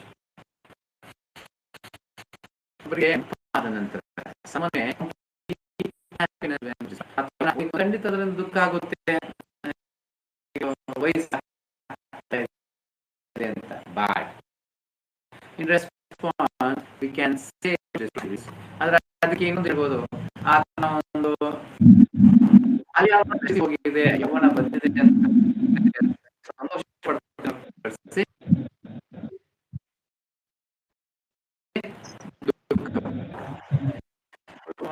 ನನಗೆ ಅನುಭವ ಆಗುತ್ತೆ. ತುಂಬಾನೇ lag ಆಗ್ತಾ ಇದೆಯಾ? ಸರಿ, ನಿಲ್ಸನ, ನಾಳೆಗೆ ಕಂಟಿನ್ಯೂ ಮಾಡಿ, ಸರಿನಾ? ಎಸ್, ಹರೇ ಕೃಷ್ಣ. ಇವಾಗ ಫೀಡ್ಬ್ಯಾಕ್. ಈ ಒಂದು ಆರ್ಟಿಕಲ್ ಕಂಟಿನ್ಯೂ ಮಾಡೋಣವಾ ಇಲ್ಲ ಬ್ಯಾಕ್ ಟು ಝೂಮ್ ಬರೋಣವಾ? ಇನ್ನೊಂದ್ಸರಿ ಚೆಕ್ ಮಾಡಿ ನೋಡೋಣ ಪ್ರಭು. ಹ್ಮ್ ನೀವು ಸ್ವಲ್ಪ ಸ್ಲೋ ಆಗಿ ಮಾತನಾಡಿದ್ರೆ ಅದು ಕ್ಲಿಯರ್ ಆಗಿ ಕೇಳಿಸುತ್ತೆ ಪ್ರಭು. ಸ್ವಲ್ಪ ಫಾಸ್ಟ್ ಆಯ್ತು ಅಂದ್ರೆ ಅದು ಲ್ಯಾಂಗ್ ಆಗ್ಬಿಡುತ್ತೆ ಪ್ರಭು. ಸೊ ಮುಖ್ಯವಾದ ಕಾರಣನೇ ಎರಟೈಗೆ ಬಂದಿದೆ ಏನಕ್ಕೆ ಅಂದ್ರೆ ಜಸ್ಟ್ ಇಂಡಿಯನ್ ಆ್ಯಪ್, ನಮ್ಮ ಒಂದು ಭಾರತದ ಒಂದು ಆ್ಯಪ್ ಆಗಿರೋದ್ರಿಂದ ಇನ್ನೆಲ್ಲವೂ ಸ್ವದೇಶಿಯಾಗಿ ಸಾಧ್ಯ ಆದಷ್ಟು ಉಪಯೋಗ ಮಾಡೋಣ. ಇನ್ನು ಎಷ್ಟು ಇದು ನಾವು ಅವಲಂಬಿತರಾಗಿರೋದು ಬೇರೆ ಒಂದು ಇದರಲ್ಲೇ ಬೇಡ. ಸೊ ಈ ರೀತಿ ಯಾರೋ ಪ್ರಾರಂಭ ಮಾಡಿದ್ರೆ ತಾನೇ ಅದ್ರ ಉತ್ತೇಜನ ಬರುವಂತದ್ದು. ಇಂಥದ್ದು ಈಗ ಮಾಡಬೇಕು ಅಂತ ಕೇಳಿಸುತ್ತೆ ಬೇರೆ ನೋಡಿ ಪ್ರಭು, ಸ್ಪಷ್ಟವಾಗಿ ಕೇಳುತ್ತೆ ವಾಯ್ಸ್ ಈಗ. ಪ್ರಭು ನೀವು ಸ್ಲೋ ಆಗಿ ಮಾತನಾಡಿದ್ರೆ ಕೇಳಿಸುತ್ತೆ ಪ್ರಭು ಕ್ಲೀನ್ ಆಗಿ. ಸೊ ಏನಕ್ಕೆ ಈ ಒಂದು ಅಟೆಗೆ ಅಥವಾ ಆ್ಯಪ್ ಬಂದಿರೋದು ಏನಕ್ಕೆ ಅಂದ್ರೆ ಇದು ನಮ್ಮ ಸ್ವದೇಶಿ ಆ್ಯಪ್ ಆಗಿರೋದ್ರಿಂದ ಹಲವಾರು ಜನ ಇದನ್ನ ಪ್ರಾರಂಭ ಮಾಡಿದ್ರೇನೆ ಈ ರೀತಿ ಹೊಸದು ಮಾಡೋದಕ್ಕೆ ಮಾಡೋ ಅಂಥವ್ರಿಗೂ ಒಂದು ಉತ್ತೇಜನ ಸಿಗುತ್ತೆ. ಸೊ ಈ ರೀತಿ ಇದು ಲ್ಯಾಗ್ ಆಗುತ್ತೆ, ಅದು ಇದಿದೆ, ಬೇರೆ ಚೆನ್ನಾಗಿದೆ, ಹಂಗೆ ಹಿಂಗೆ ಅಂತ ಹೋಗ್ತಾ ಇರುವಾಗ ಏನ್ ಹೇಳೋಣ, ಒಂದು ಮಗುನ ನಮ್ಮ ಒಟ್ಟಿಗೆ ಕರ್ಕೊಂಡು ಹೋಗ್ಬೇಕು ಅಂದ್ರೆ ನಾವು ಹಾಕೋ ಹೆಜ್ಜೆಗಳು ಮಗು ಹಾಕೋದಿಲ್ಲ. ಕರೆಕ್ಟ್. ನಾನೊಂದು 10 ಕಿಲೋಮೀಟರ್ ಸ್ಪೀಡಲ್ಲಿ ನಡ್ಕೊಂಡು ಹೋಗ್ತೀನಿ ಅಂದ್ರೆ ಮಗು 2 ಕಿಲೋಮೀಟರ್ ಸ್ಪೀಡಲ್ಲೇ ನಡೀತದೆ. ಆದ್ರೂ ಮಗುನ್ ಬಿಟ್ಟು ಹೋಗೋದಿಲ್ಲ, ಇಟ್ಕೊಂಡಿರ್ತೀವಿ ಜೊತೆ. ಅದೇ ಪ್ರಭು ನೀವು ಪ್ರಭು ಸ್ವಲ್ಪ ಪ್ರಭು ನೀವು ಸ್ಲೋ ಈಗ ಮಾತಾಡುತ್ತೆ ಈ ಸ್ಪೀಡಲ್ಲಿ ಮಾತನಾಡಿದ್ರೆ ಪ್ರಭು ಕ್ಲೀನ್ ಆಗಿ ಅರ್ಥ ಆಗುತ್ತೆ ಪ್ರಭು, ಲ್ಯಾಗ್ ಆಗಲ್ಲ. ಬಟ್ ಚೆನ್ನಾಗಿದೆ ಪ್ರಭು, ಫೋಟೋ ಕ್ವಾಲಿಟಿ ವಾಯ್ಸ್ ಇದೆಲ್ಲ ಚೆನ್ನಾಗಿದೆ ಪ್ರಭು. ರೆಕಾರ್ಡ್ ಮಾಡಿದ್ದೀನಿ, ನೋಡೋಣ ರೆಕಾರ್ಡಿಂಗ್ ಹೆಂಗ್ ಬರುತ್ತೆ ಅಂತ ನೋಡೋಣ. ಸ್ಟಾಪ್ ರೆಕಾರ್ಡಿಂಗ್ ಸ್ಟಾಪ್ ಮಾಡ್ತೀನಿ.